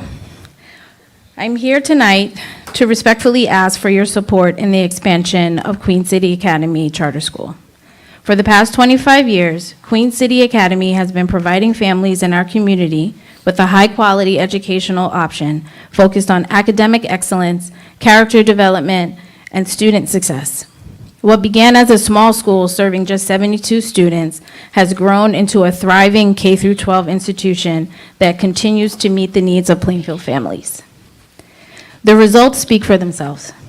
This year, Queen City Academy celebrated an historic milestone with its first graduating senior class achieving 100% college acceptance.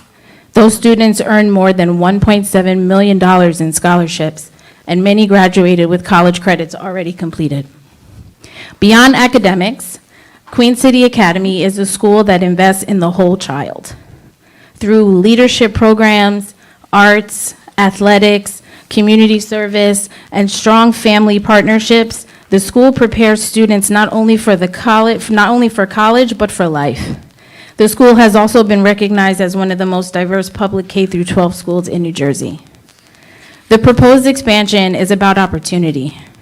It will allow more families to access the educational experience that Queen City Academy provides while ensuring that current and future students have the space, resources, and programs they need to thrive.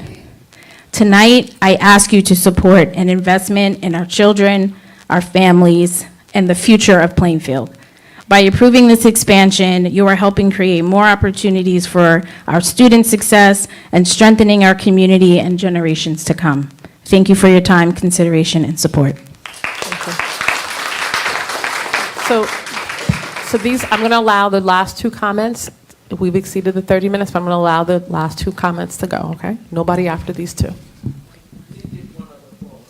We're going to have to, just these last two.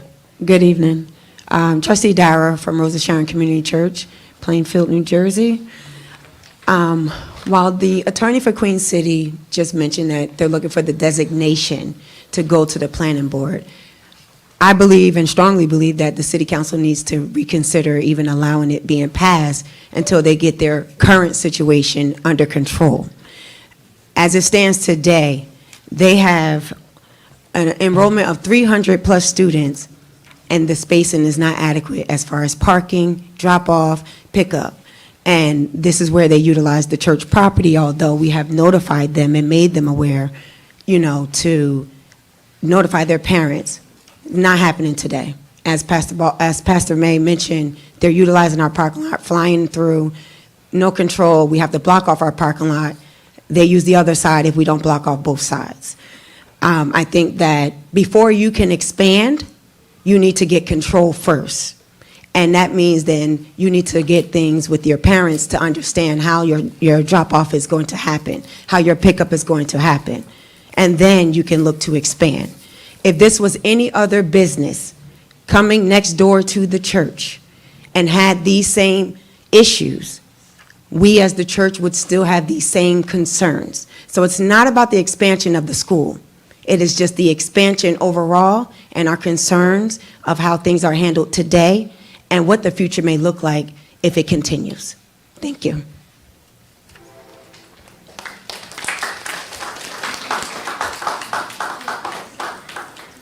Good evening. My name is Keisha Belton, and I am a Plainfield resident. I wanted to say for the people calling in, you might have to say hashtag, because this generation does not know pound. So give them those instructions, and they might come on. So I have 3 children in the Plainfield public school system. I moved to Plainfield in 2013, bought a home here, I was in the 3rd ward, have since moved to the 1st ward. I have been active in our community for the majority of the time that I've lived here. I've worked with many of you through COVID, doing food distribution and a lot of different things, and I've seen how Plainfield comes together. And that's why I chose to move to Plainfield. That's why I chose to live here. That's why I chose to stay here. And sending my children to Queen City Charter Academy wasn't because the Plainfield schools aren't great. It was the community where I felt most welcome and felt like my children would get their needs met as best as possible. So it was a conscious decision of a tax-paying resident, and we are afforded those decisions, and I'm so grateful to the community that I've built there. You see I have a Pack Mom shirt. That's our parent advisory committee. We are an active group that makes sure that the children have opportunities to thrive beyond school. So if that's March Madness celebrations, it's Teacher Appreciation Week, every student being able to participate, and really bringing together the community. It's very unfortunate for me to hear that parents are still driving and parking in the Rose of Sharon parking lot, because the message has been communicated very clearly to us, from us, that that is not acceptable. We have a brand-new drop-off system that is really transformed what drop-off looks like, and I can tell you I was against it when I got the email about it, and I raised concerns. All of them have been met. The school's very active in listening to parents, and again, we're a part of the community. We really want to strengthen the community, continue to give our children opportunities to grow, to learn, to thrive, and we're just asking for the opportunity that they can stay in an environment where they're comfortable, where they are welcome, where they are loved, and where they're exceeding expectations. I have a 3rd grader, a 1st grader, and a rising kindergartner. My 3rd grader fell in love with reading this year.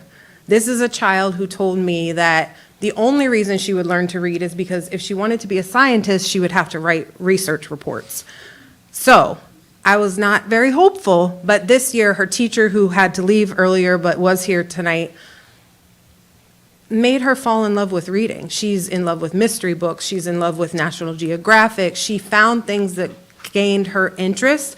And this child who told me, no, Mom, I'm only going to learn to read if it's science, is into so many things because of the work that's happening every day at Queen City. It's really important to us, and we thank you for taking consideration. Thank you. Thank you.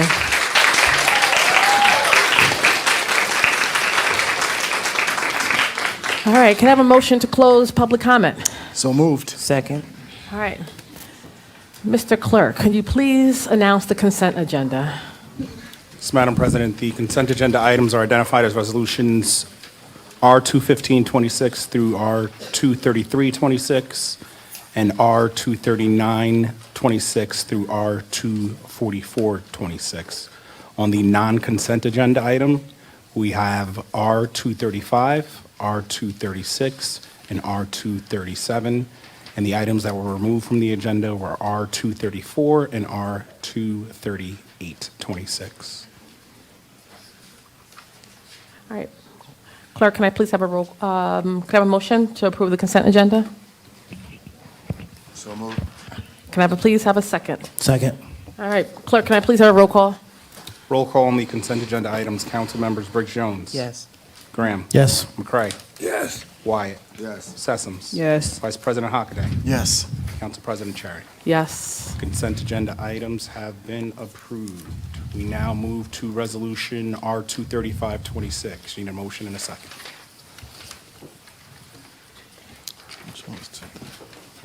So moved. Can I please have a motion? So moved. Can I have a second?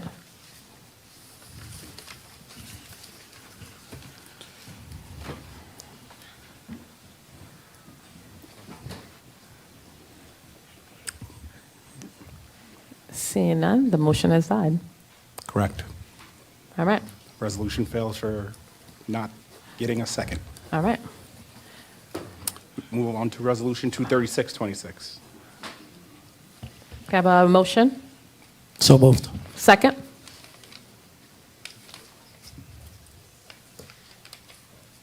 Second. I thought that was a second. Second. Second. All right. I see it's been probably first moved and second. Can I have a roll call, please? Roll call resolution 236-26. Council members Briggs Jones. No. Graham. Yes. McCray. No. Wyatt. No.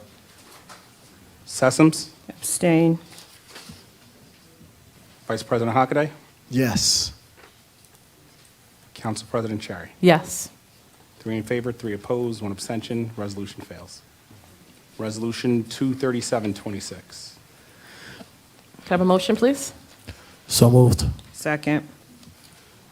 Roll call, please. Roll call resolution 237-26. Council members Briggs Jones. No. Graham. Yes. McCray. No. Wyatt. No. Sessoms. Yes. Vice President Hockaday. Yes. Council President Cherry. Yes. 4 in favor, 3 opposed. Resolution passes.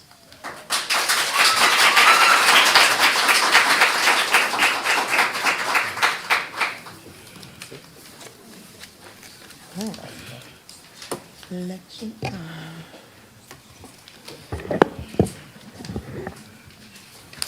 All right. Madam Deputy, could you please read MC 2026-16 by title? MC 2026-16 is an ordinance of the City of Plainfield, County of Union, New Jersey, adopting an amended Block 146, Lot 7 redevelopment plan dated June 4th, 2026. I'll now entertain a motion to adopt this ordinance on first reading. Can I have a motion? Can I get a second? Second. Roll call, please. Roll call MC 2026-16. Council members Briggs Jones. Yes. Excuse me? Yes. Graham. Yes. McCray. Yes. Wyatt. No. Sessoms. Yes. Vice President Hockaday. Yes. 16, no. You're changing your vote to no? No. And Council President Cherry. Yes. 5 in favor, 2 opposed. Ordinance has been adopted on first reading. All right. Madam Deputy, could you please read MC 2026-17 by title? MC 2026-17 is an ordinance of the City of Plainfield in the County of Union, New Jersey, to acquire by negotiated agreement or exercise the power of eminent domain of real property for public use as an emergency operations center known and designated as Tax Block 556, Lot 29, on the official tax map of the City of Plainfield, Union County, New Jersey, located at 700-10 West 7th Street. All right, I'll now entertain a motion to adopt this ordinance on first reading. So moved. Second. Clerk, can I please have a roll call? Roll call MC 2026-17, council members Briggs Jones, Yes. Graham, Yes. McCray, Yes. Wyatt, Yes. Sessoms, Yes. Vice President Hockaday, Yes. Council President Cherry. Yes. It's unanimous. This ordinance has been adopted on first reading. All right, Madam Deputy, could you please read MC 2026-18 by title? MC 2026-18 is an ordinance to amend Chapter 2, Economic Development of the City of Plainfield by amending Article 10, Section 2:10-6C, Fee Schedule Update. All right, I'll now entertain a motion to adopt this ordinance on first reading. So moved. Can I get a second? Second. All right, clerk, can I please have a roll call? Roll call MC 2026-18, council members Briggs Jones, Yes. Graham. Yes. McCray. Yes. Wyatt. Yes. Sessoms. Yes. Vice President Hockaday. Yes. Council President Cherry. Yes. That's unanimous. This ordinance has been adopted on first reading. All right, Madam Deputy, could you please read MC 2026-19 by title? MC 2026-19 is an ordinance of the City of Plainfield and the County of Union adopting regulations governing short-term rentals by the addition of Article 9 to Chapter 17, Land Use Ordinance, to be codified as Section 17:9-49E through 17:9-49E.8. There were amendments in this, right? With the amendments, correct? Okay. I'll entertain a motion on, to adopt this ordinance on first reading. So moved. Can I get a second? Second. Roll call, clerk. Roll call MC 2026-19, council members Briggs Jones, Yes. Graham, Abstain. McCray, Yes. Wyatt, Yes. Sessoms, Yes. Vice President Hockaday, Yes. Council President Cherry. Yes, sir. 6 in favor, 1 abstention. This ordinance has been adopted on first reading. All right, Madam Deputy, could you please read MC 2026-20 by title? MC 2026-20 is an ordinance of the City of Plainfield and the County of Union, amending Chapter 16, Vehicles and Traffic, Article 4, Section 16:4-5, Schedule 4, Parking Time Limits on Certain Streets and Areas, by adding 16A-4, Schedule 4-C, Time Limit Parking, 1/2 hour, 30 minutes. All right, I'll entertain a motion to adopt this ordinance on first reading. So moved. Second? Can I get a Second. second? Was it seconded? Yes. Thank you, Councilman. Roll call. Roll call MC 2026-20, council members Briggs Jones, Yes. Graham, Yes. McCray, Yes. Wyatt, Yes. Sessoms, Yes. Vice President Hockaday, Yes. Council President Cherry. Yes, sir. That's unanimous. This ordinance has been adopted on first reading. Madam Deputy, could you please read MC 2026-21 by title?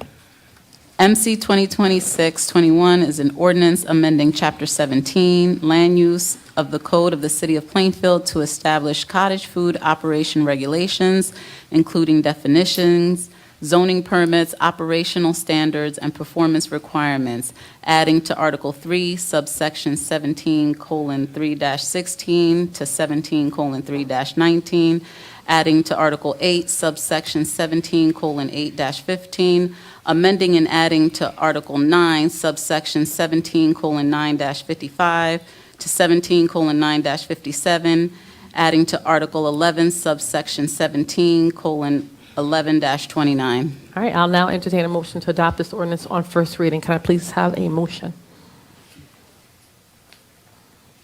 Motion. Thank you. Clerk, can I please have a roll call? Roll call on MC 2026-21, council members Briggs Jones, Yes. Graham, No. McCray, Yes. Wyatt, No. Sessoms, Abstain. Vice President Hockaday, Yes. Council President Cherry. No. No for 21.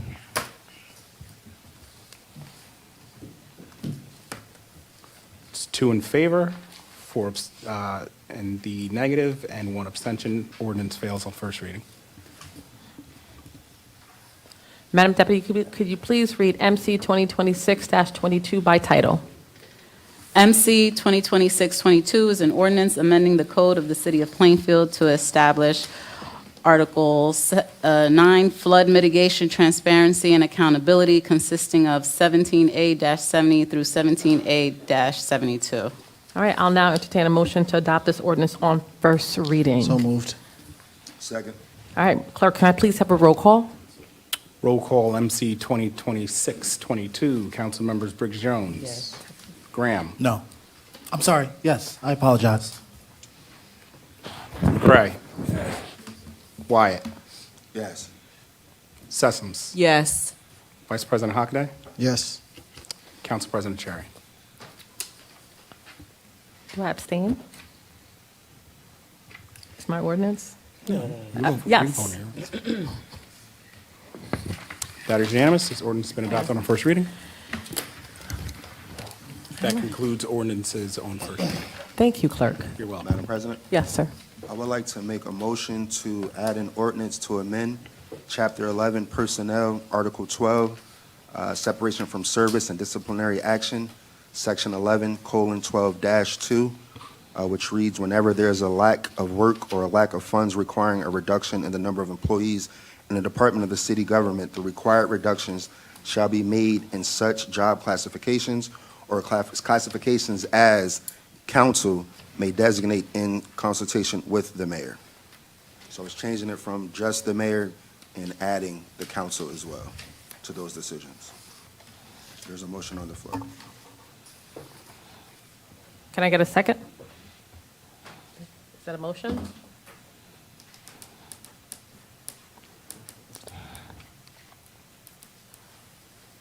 All right.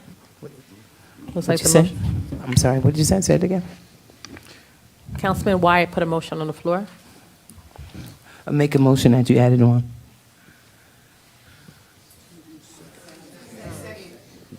Whatever. All right.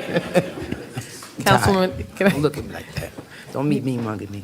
you want to get a second, Councilwoman? Don't be mean mugging me. Yes. Second.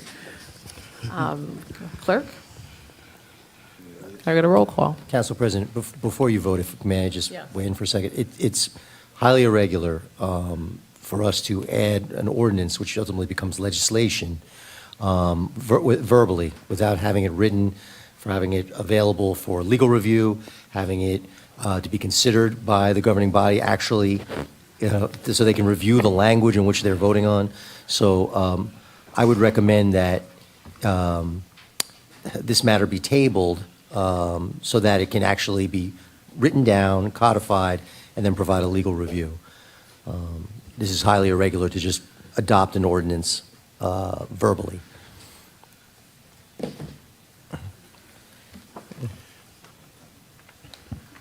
Motion we- in a second.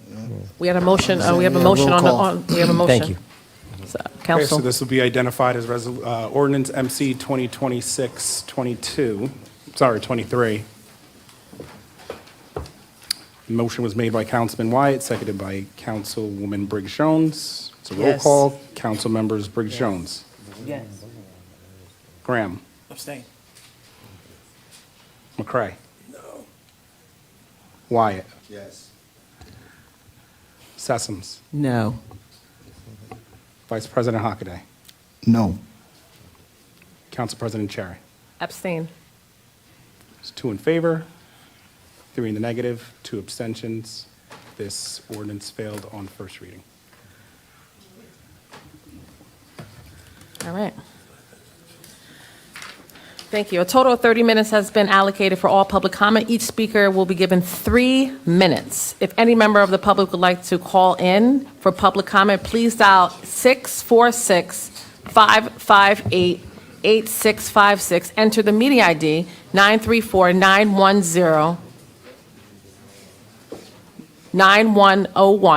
934-910-1-4887 and press pound, dial star 9 and raise your hand. Dial star 6 to unmute yourself. Please state your name and the municipality. The floor is now open.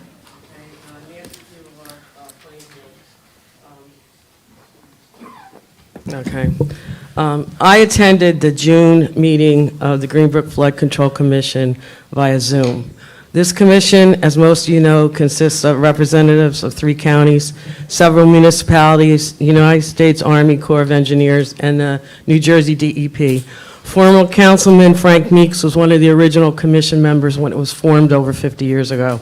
And I was formally appointed by a prior administration to a committee on the commission that was looking into a retention basin in the Watchung Mountains.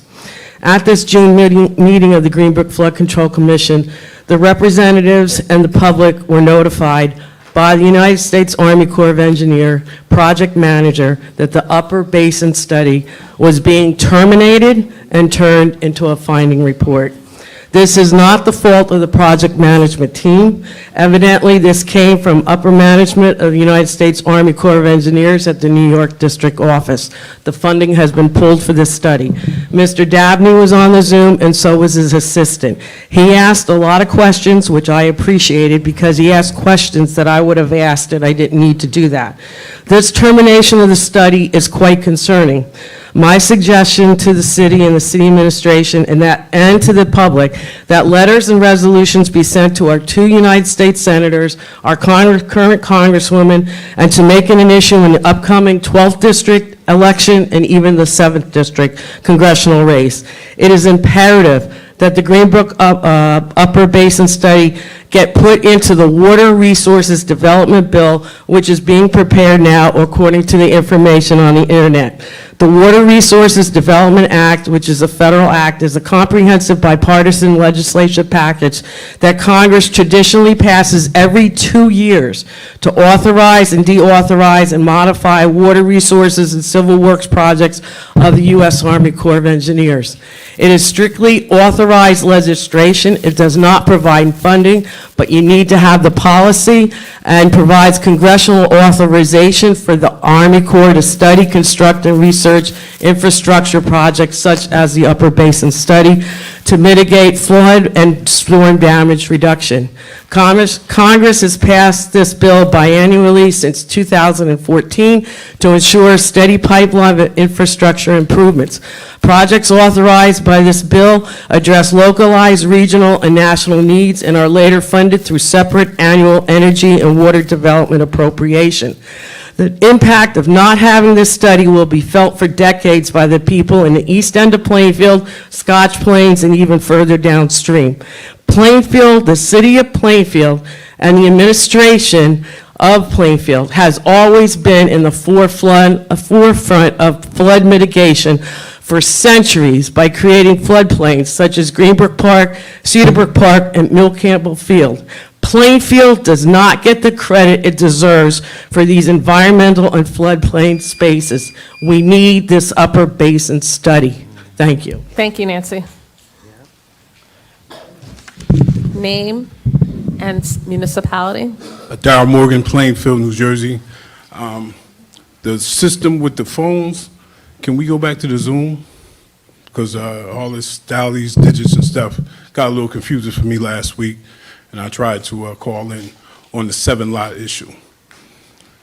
So, I had a question about the 7 lots. So are these the same 7 lots that's going to be given to developers for $1? If you ask all your questions, I will answer at the end, okay? Okay, that's one question, because I feel like if we're going to give them properties for $1 and they're going to build $500,000 houses, that's not really good for us Plainfield residents. That's putting like $2 million in these developers' pockets, and we shouldn't be doing that at this point. Secondly, over to Keller, I saw some movement, some type of construction today. Has that land been properly tested for toxins? I'm writing all your questions down, okay? That's it, I'm done. Thank you. Thank you.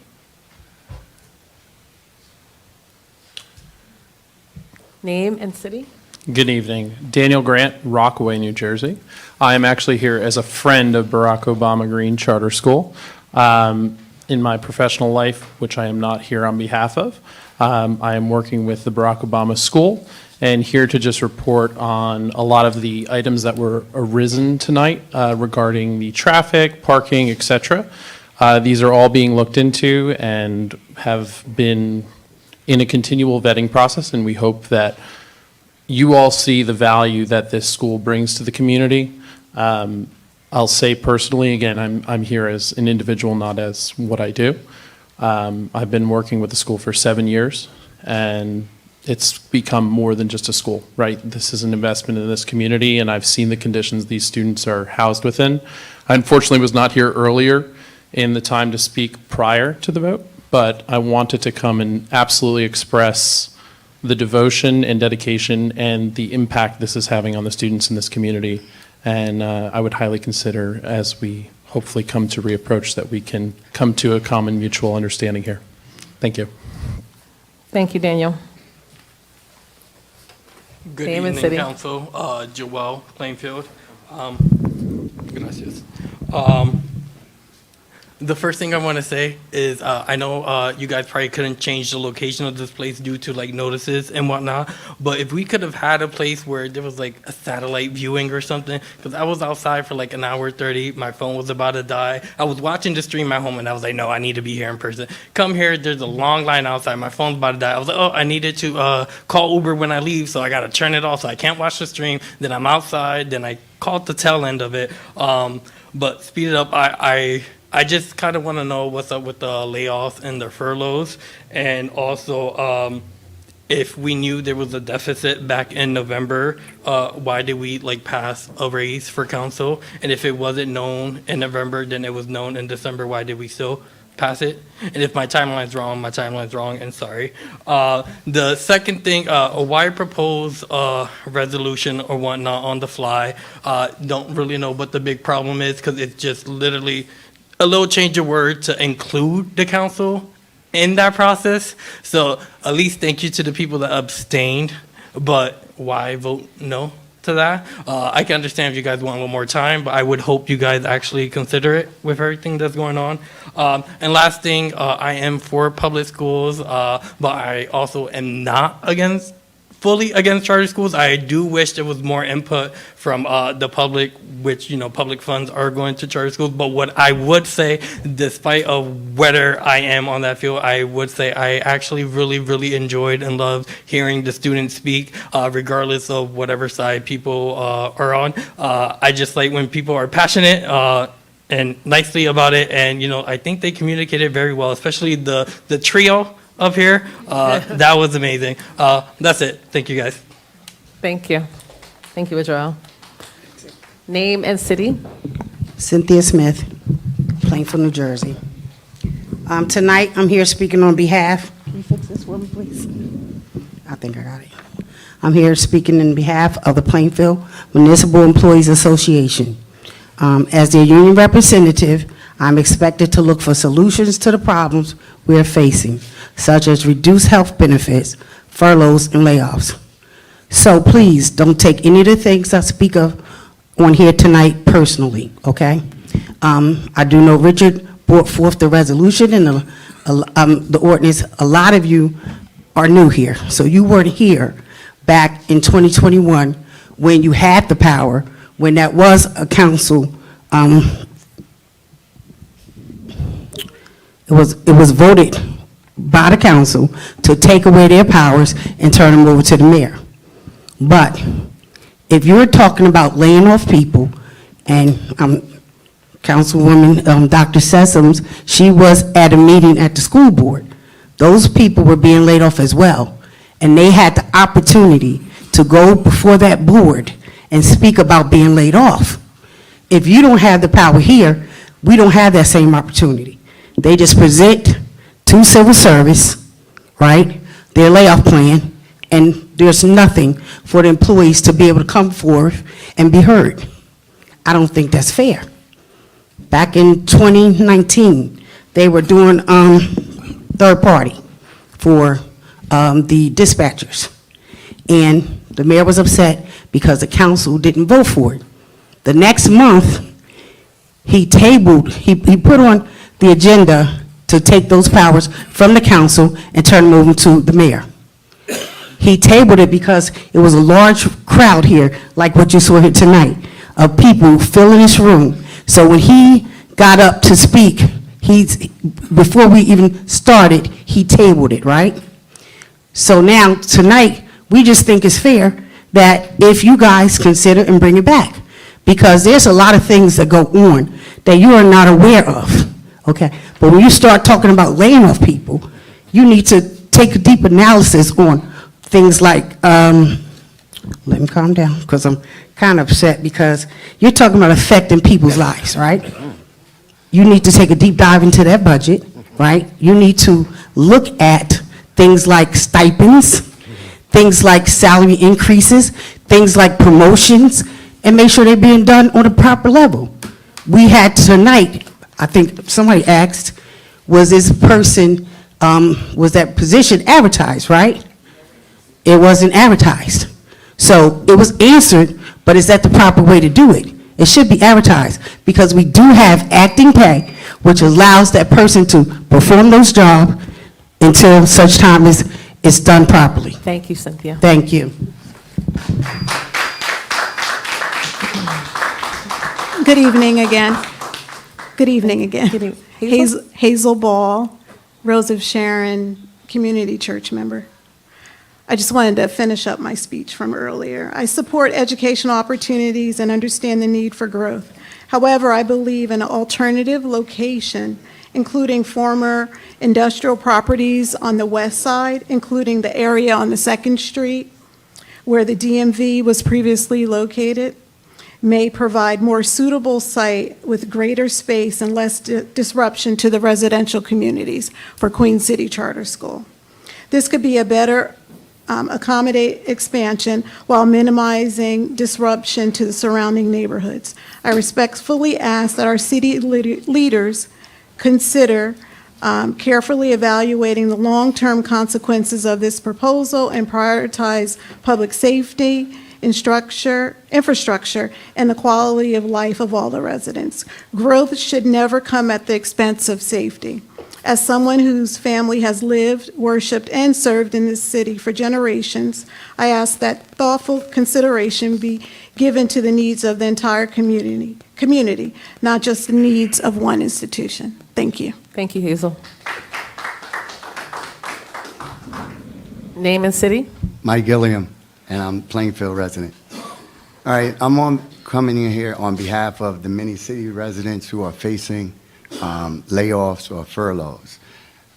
Speaking especially about the police officers and the firefighters, are we looking at accountability and responsibility? Like, who's responsible and who's accountable for the over budget, for the budget being over? I mean, because every position or every city financial institute has a budget, and they should be held to that budget. Now, many of the women in this city right now are really stressed out. I speak to a lot of them, and they're concerned about the furloughs, because if you had to reduce your pay from 40 hours to 24 hours, that's a significant decrease in money that's coming in. Prices are high, gas is high. These residents vote for you guys, and you have a responsibility to do what's in the best interest of each and every one of these people.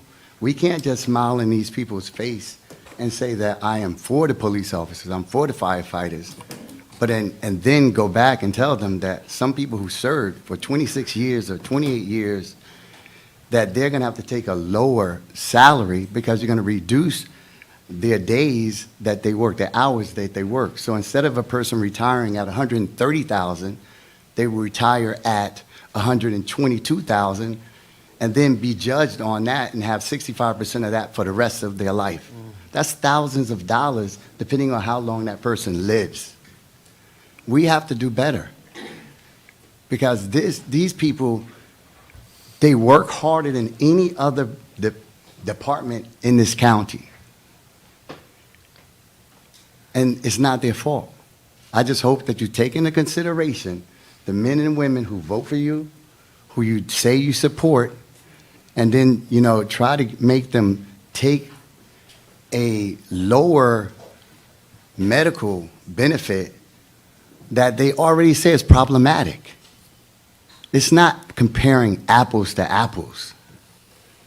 It's a reducing thing.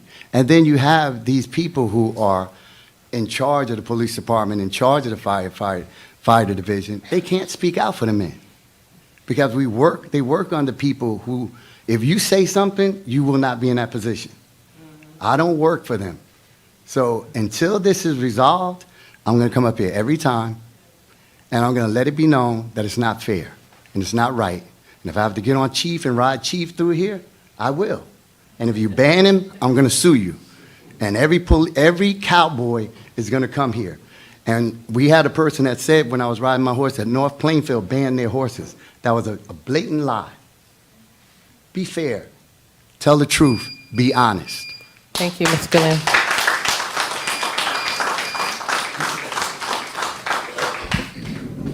Aliqua Jones, VP to the PMEA. I'm up here speaking to the rest of what my council president, I'm sorry, not council president, I apologize, what my union president was talking about earlier. First, we want to state that the administration knew about the finances were bleak and that there was going to be a problem with the health insurance. We feel as if we should have been made aware sooner. In regards to the fact of healthcare changes and healthcare being one of the lead reasons for this layoff and furloughs. We were not really given enough time to make a decision as a union to have conversations with our doctors, as well as anything else we would need to do before we make a decision with our lives on how we want to do with our healthcare, as well as knowing that retirement, whoever retires moving forward, will also be forced to be on this retirement plan.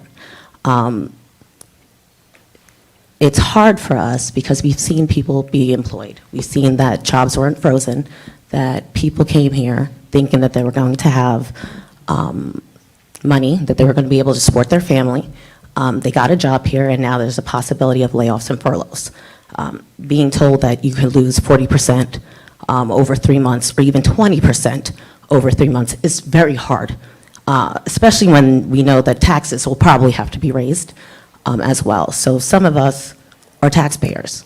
Some of us do dual services. On top of that, we're supposed to service the community. And obviously, some services will have to be cut in order to do this. But what happens? What happens to us as employees? What happens to us as residents?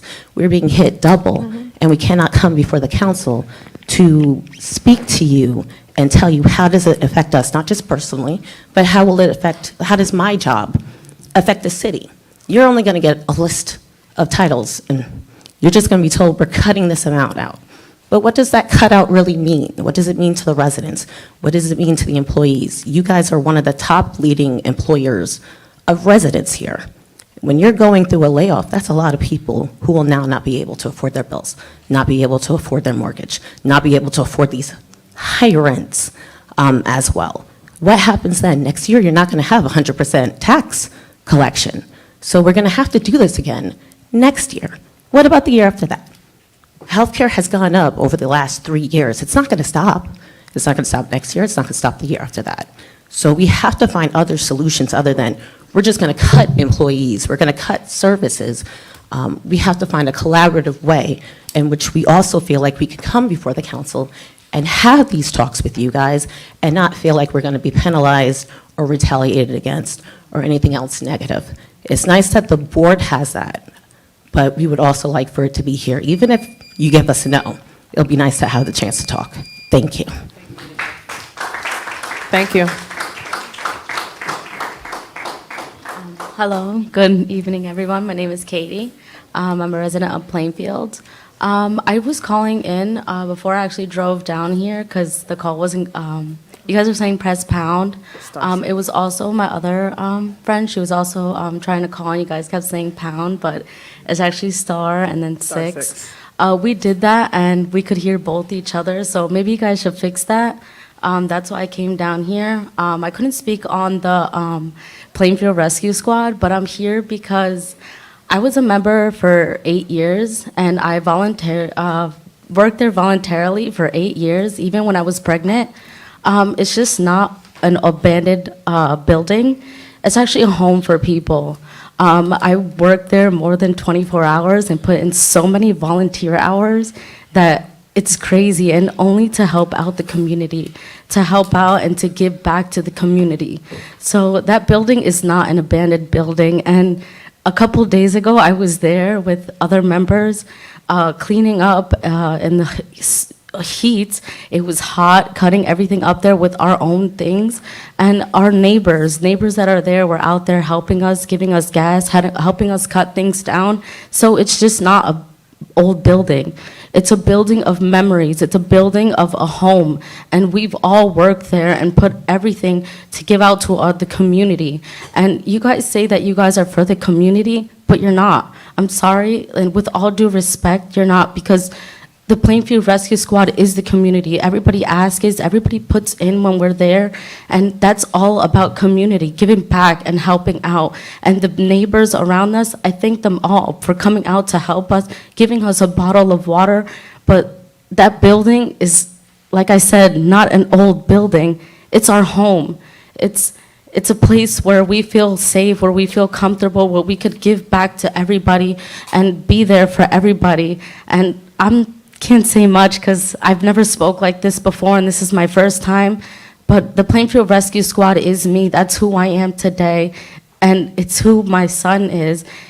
I've showed him everything about being there and giving back to the community. I haven't lived in Plainfield my whole life, but I was born here, and giving back to the community, helping out, being able to speak Spanish and help the Spanish community with that is amazing, because there's not people that speak Spanish in the EMS, and working in Plainfield, there was, and I was able to help the Spanish community.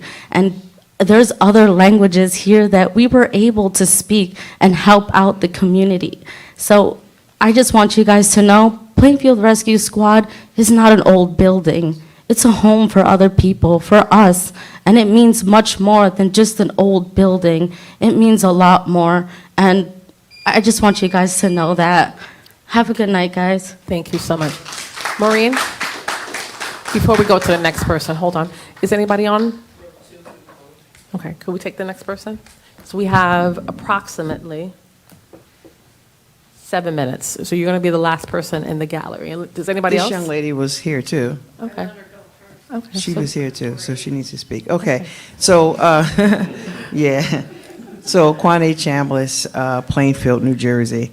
I want to thank those council people who voted the will of the people of the 3rd Ward who did not want this project in their ward. It kind of disappoints me that I saw a wonderful post by Councilwoman Sessoms about all the beautiful things that are happening in the 2nd Ward, speed bumps, paint, all the different ways that she is servicing her constituents. But to come out tonight and ignore her council colleagues in the 3rd Ward and what they want for their constituents. I know that Council President, I know where she is on charter schools. She has a vested interest. I know where Hockaday is on, because he actually sits on the board of Crest Haven, which for me creates a conflict of interest, that you're sitting on the board of a charter school, that you're actually voting for the future of that charter school. And I know you don't see that as a conflict of interest, because as it was told to me, you're not taking any money. But we know that givebacks come in more than just giving out money. It's opportunity, it's contracts, it's awards for our children. It's all sorts of things that can happen. But I know those two. I don't know why you did what you did, Councilwoman Sessoms, and I really wish there was a way that the people of the 2nd Ward could have called you and said, listen, we stand with our neighbors in the 3rd Ward. If they don't want it, they shouldn't have it. Because at the end of the day, we keep things off the agenda if we think it's going to affect the 2nd Ward. That's why there's been no more talk about that farm being redeveloped. There's been no more talk about that property on Woodland Avenue being redeveloped, because they seem to have the power, the money, the influence to be able to convince you all to do whatever they need to do. And all we asked you to do was to stand with the residents of the 3rd Ward who might not have that power, who didn't want their land and their area to be redeveloped and disturbed as well. So I'm very disappointed in you as a councilwoman. I'm very disappointed in you as the liaison to our public schools. I watch your videos about the different things that happen in the public schools and that you sit there and you report on. And you see that our teachers are being laid off, our unionized people are being laid off and fired.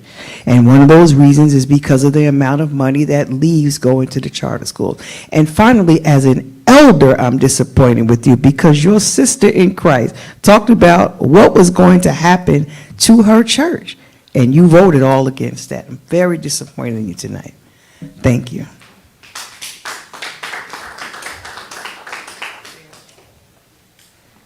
Good evening. My name is Jenny, and I'm a 49-year resident of Plainfield. 49 years, can you believe it? And I finally made it here because I'm passionate about something that happened again tonight, as she is. This is the big word tonight, I think, is responsibility. You have a responsibility to the residents who live in that area. All these parents who come to drop their children off, the word is drop. They don't live there. I've lived there since the houses were boarded up.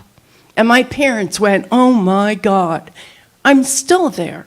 My children have gone to the public school, and they've done very well, very well. I work the polls, and I see what the improvement in the Plainfield High School. Do these parents who go to Queen City or any of these other charter schools even go to see what you have and what you've spent our money as taxpayers to improve these schools?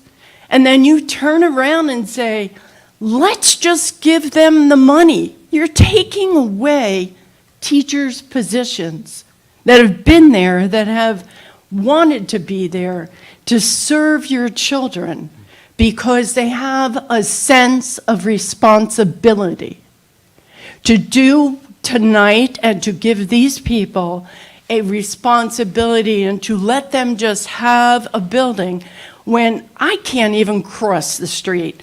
And if they're being responsible, they don't have a crossing guard for 300 students. There's not a crossing guard.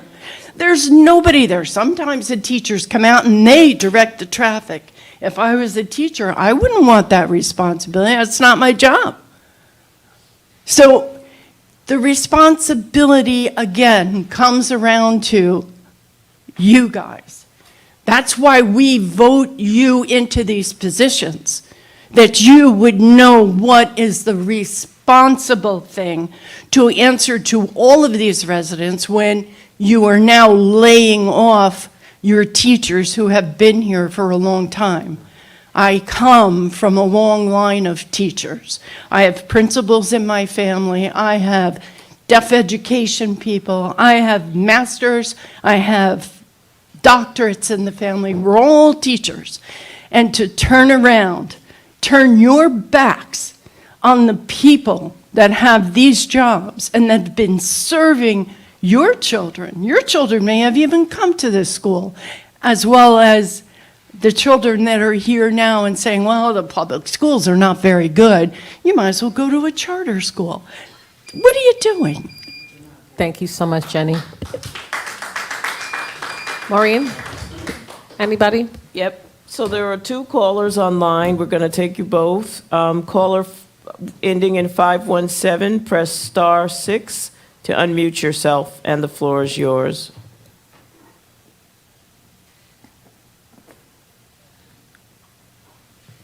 Caller ending in 517, press star 6.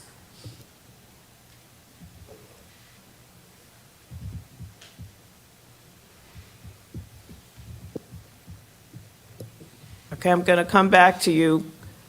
Caller ending in 209, press, oh, never mind, press, oh, okay. Hello, can you hear me? Yes. I'm speaking, hello. We can hear you.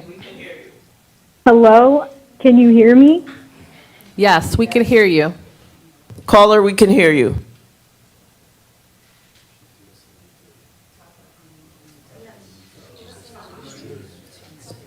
Hello? We can hear you. We can hear you, caller. You could speak. Okay, I'm speaking, okay. I can't hear you, my YouTube is a little bit delayed, but I'd just like to speak on ordinance NC 2026-17. I know I'm very late to this. Earlier, I was told that pressing pound would allow for me to speak, but it was *6, and that prevented me from speaking on behalf of the location of 700 West 2nd Street. So I just want to make sure that you guys, going forward, just communicate that well with the residents or with whoever is speaking on whatever ordinance. And I can't really tell you what the time is right now. I can't tell you how far I am into this. It's just delayed. So I'm sorry if I go overboard. But I just want to, express the importance of having a community-based health organization. It's not only for the sick or the hurt, but it's for people who are interested in helping others. And that's what Plainfield is. Plainfield's full of people like that. I started when I was 16 volunteering at the rescue squad because my school had an EMT class, and that changed my entire life. Then I went to undergraduate school, got a degree, got a master's degree, and now I'm working as a physician assistant in an underserved community. Things like this are important, and the fact that we don't have something like that in Plainfield is really discouraging. And I think that, we should just consider having opportunities for students who are interested in doing things like this. The rescue squad was there for me when I was younger, and I know that Plainfield has an EMR class, which is similar to an EMT class. I think that, having something like that for students, which is, offered by the rescue squad, would be a great idea. Taking away the spaces is taking away second chance for something like the rescue squad to happen. It's a home, like my friend, my coworker Katie said earlier. And the fact that I couldn't say this earlier before you guys voted on it is very upsetting and very scary. So I think you guys should just, make sure that it's communicated going forward that it is *6. If you have questions, just let me know. Thank you. I'm done. Thank you.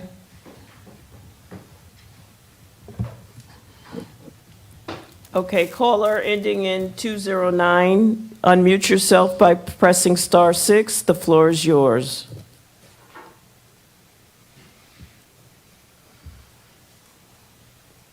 Good evening. Can you hear me? We can hear you. Good evening. We can hear you, caller. Good evening. Can you hear me? We can hear you. If you mute your YouTube or turn it down, we could hear you. Good evening. Can you hear me? We can hear you. Oh, okay. You can hear me? Sorry. Yes, look, my name is Sebastian Torres. I am a resident of Plainfield.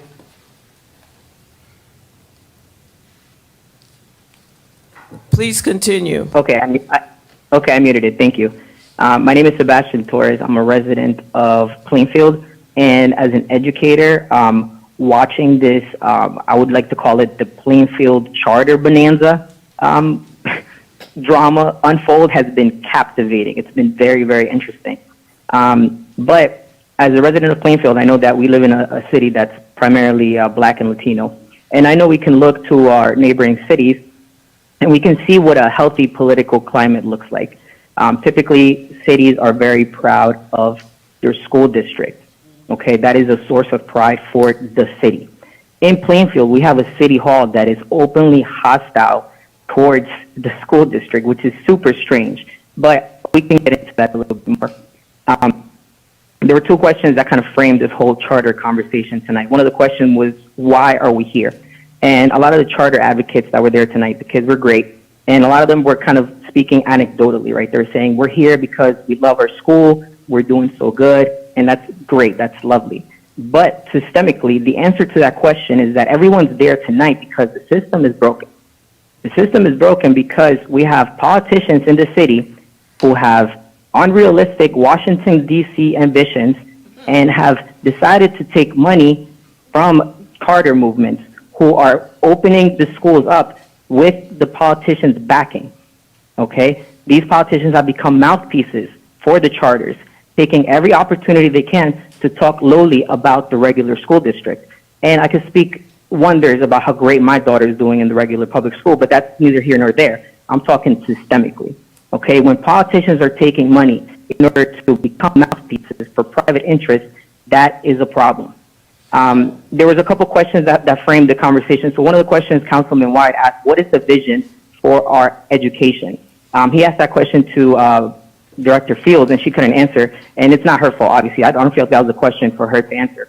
But I think that's a question that if you went and asked every different charter, what is the vision, they'd all have different visions, because charters are run by private interests. Many times, people who are not even involved in education. And I hate to pick on Councilman Hockaday, right, because I know my girl Pie Lady mentioned that he is on a board, right, and I don't think he has any background in education, you know, and I'm sure he went to school, and a lot of people went to school. When people go to school, they think that they know about education, but going to school is one thing, working in a school is another. But when you have people with interests outside of education who perhaps are just looking to fatten up their real estate portfolios, then you're going to run into problems. Okay? Now moving on to a couple of mask-off moments that I saw. Thank you, Mr. Oh, I'm sorry. Torres. Okay, I had a lot of good stuff to say. All right, I'll come back. Thank you. Thank you so much. All right. No problem. Thank you. Can I please have a motion to close public comments? Second. Thank you. So I guess, Abby, can I just ask this question? For the health insurance, I know today was the deadline. Can it be extended? And I don't know I know that July 1st was the day that you're going to enroll in the new plan. Yeah. Can that deadline be extended? I mean, we could switch at any time. It's just the amount of savings that it will incur is a different number. So I'm what talking about to the unions, to Yeah. provide the unions. So one of the speakers tonight said they didn't have adequate time to reach out to their provider to find out. if they take Horizon. Yeah. Yeah. So wondering, and I know today was the deadline, can it be extended? Just a question. And then you could go into, if you're able to provide any response tonight. Yeah, I mean, I don't know that I'm prepared to answer that right now because I have to, know numbers and things like that. We can always switch at any time, and it would always save the city money. I think the question is that you're asking is... It's next week. Can you extend it to next week? Because I know it has to be done before July 1, or you have another incurred. Yeah, we have to, the switch would have to happen before July 1st. Yeah, if the unions changed their mind and wanted to come back, but I mean, I am meeting with them tomorrow, so Okay. I'm meeting with them at 11:30. It'd be a conversation for me to have with them tomorrow and see where they are, because if some of them have already voted no, then it's kind of moot,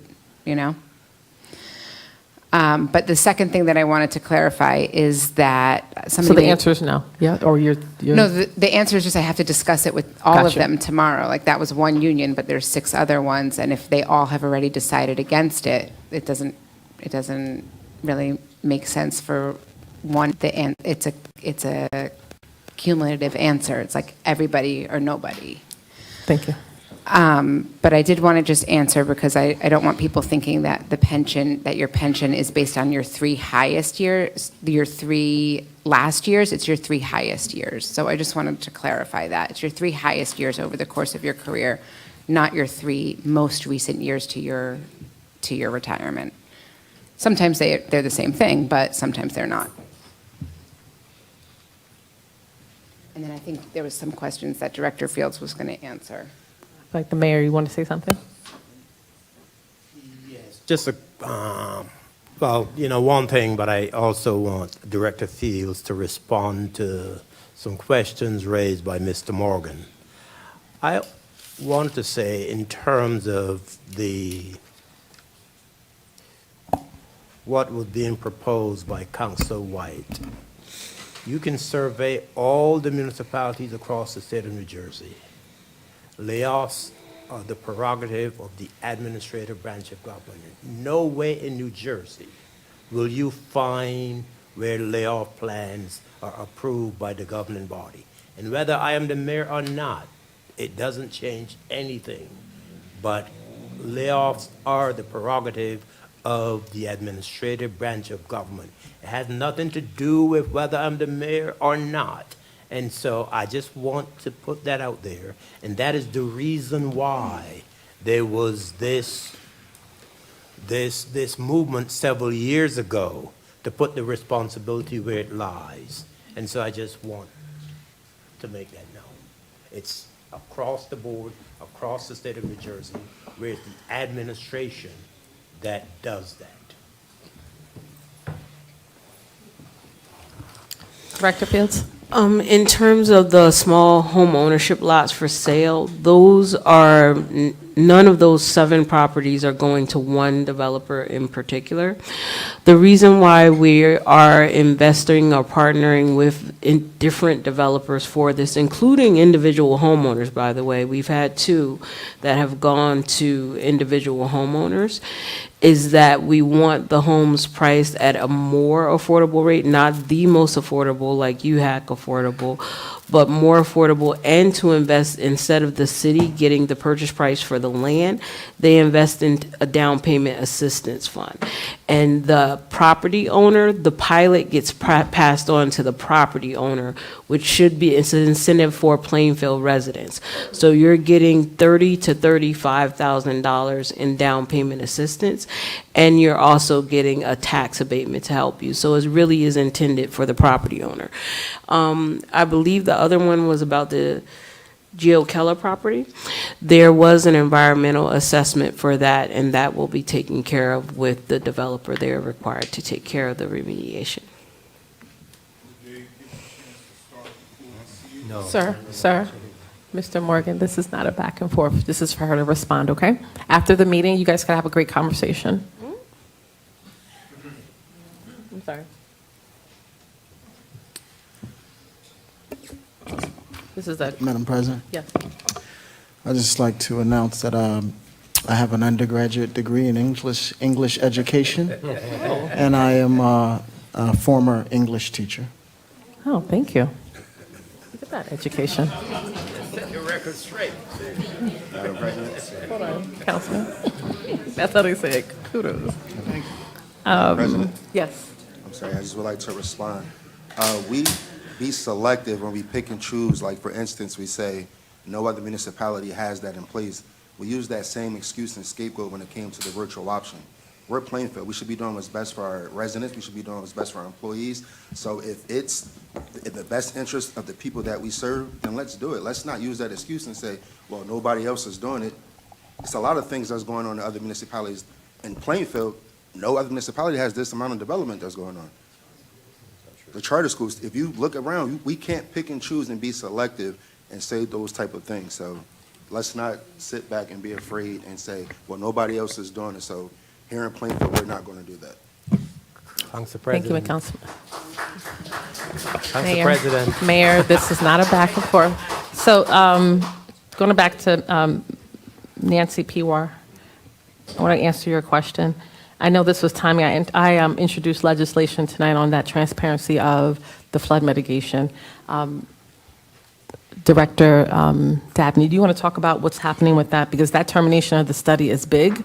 That legislation that I introduced tonight, that was unanimously approved, provides transparency through the city and really provides that quarterly communication on funding, and projects like this. So can you at least provide Nancy an update? It's what? I mean, but it is part of the flood, something. The study, determination of the study? Well, what's going on? What's going on with the study right now, as Ms. Pewar mentioned, the Greenwood Flood Commission right now up in the Upper Basin, they're looking not to fund it. They're looking to terminate that. So I have plenty of questions to them about why that's happening, because the Lower Basin is being taken care of with everything. So we want to make sure that we get back to the Army Corps of Engineering, as she mentioned, reaching out to our U.S. legislators, our U.S. senators, our Congress folks, to let them know that we're not going for this. We're not tolerating that because no matter what we do with our detention basins, our Greenbrook, our Cedar Brook, nothing can stop anything once that water comes down out of the hills. So we're looking for them to put up levees to address everything. But we have to make sure, though, that we can get the upper basin back into the system. As you know, right now, because we're a blue state, what's going on with the federal government is not a good thing.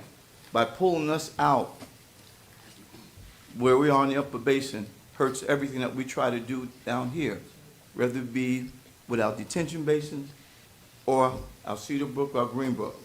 It hurts everything. But we're going to do all we can, of course, in our power for better flood mitigation. That's our goal, to make things happen here in the city of Plainfield.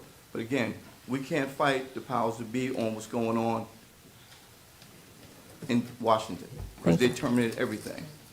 Thank you. Thank you. And I think President, yes, yes, Mayor. Just one final comment.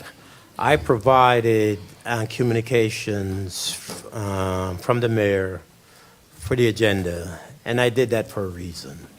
I wanted council members and the public to read and to see what is happening across Union County and across the state of New Jersey as far as public comments and virtual meetings are concerned. And so that was done deliberately to share information, and hopefully it would be read so that you know the position of this administration is not an anomaly, but it is guided by the law, and you could look across Union County and see what other Union County municipalities, because that's closest to us, but look across the state and you will see the position of this administration is not an anomaly. Thank you, Mayor. And I'm going to close with the position of the council president is that we're going to, as long as I'm the council president, we're going to have virtual comment.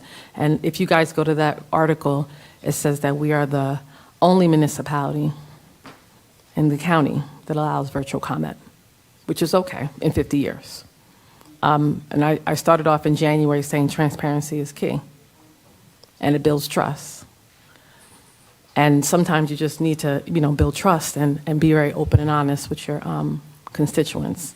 So for me, being the only, it's okay, 50 years. Can I please have a motion to adjourn? Second? Thank you. Great meeting, everyone. Have a good evening.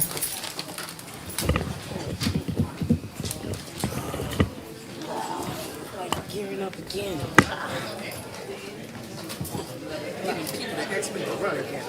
Jesus, I want to run on one court. I swear I don't.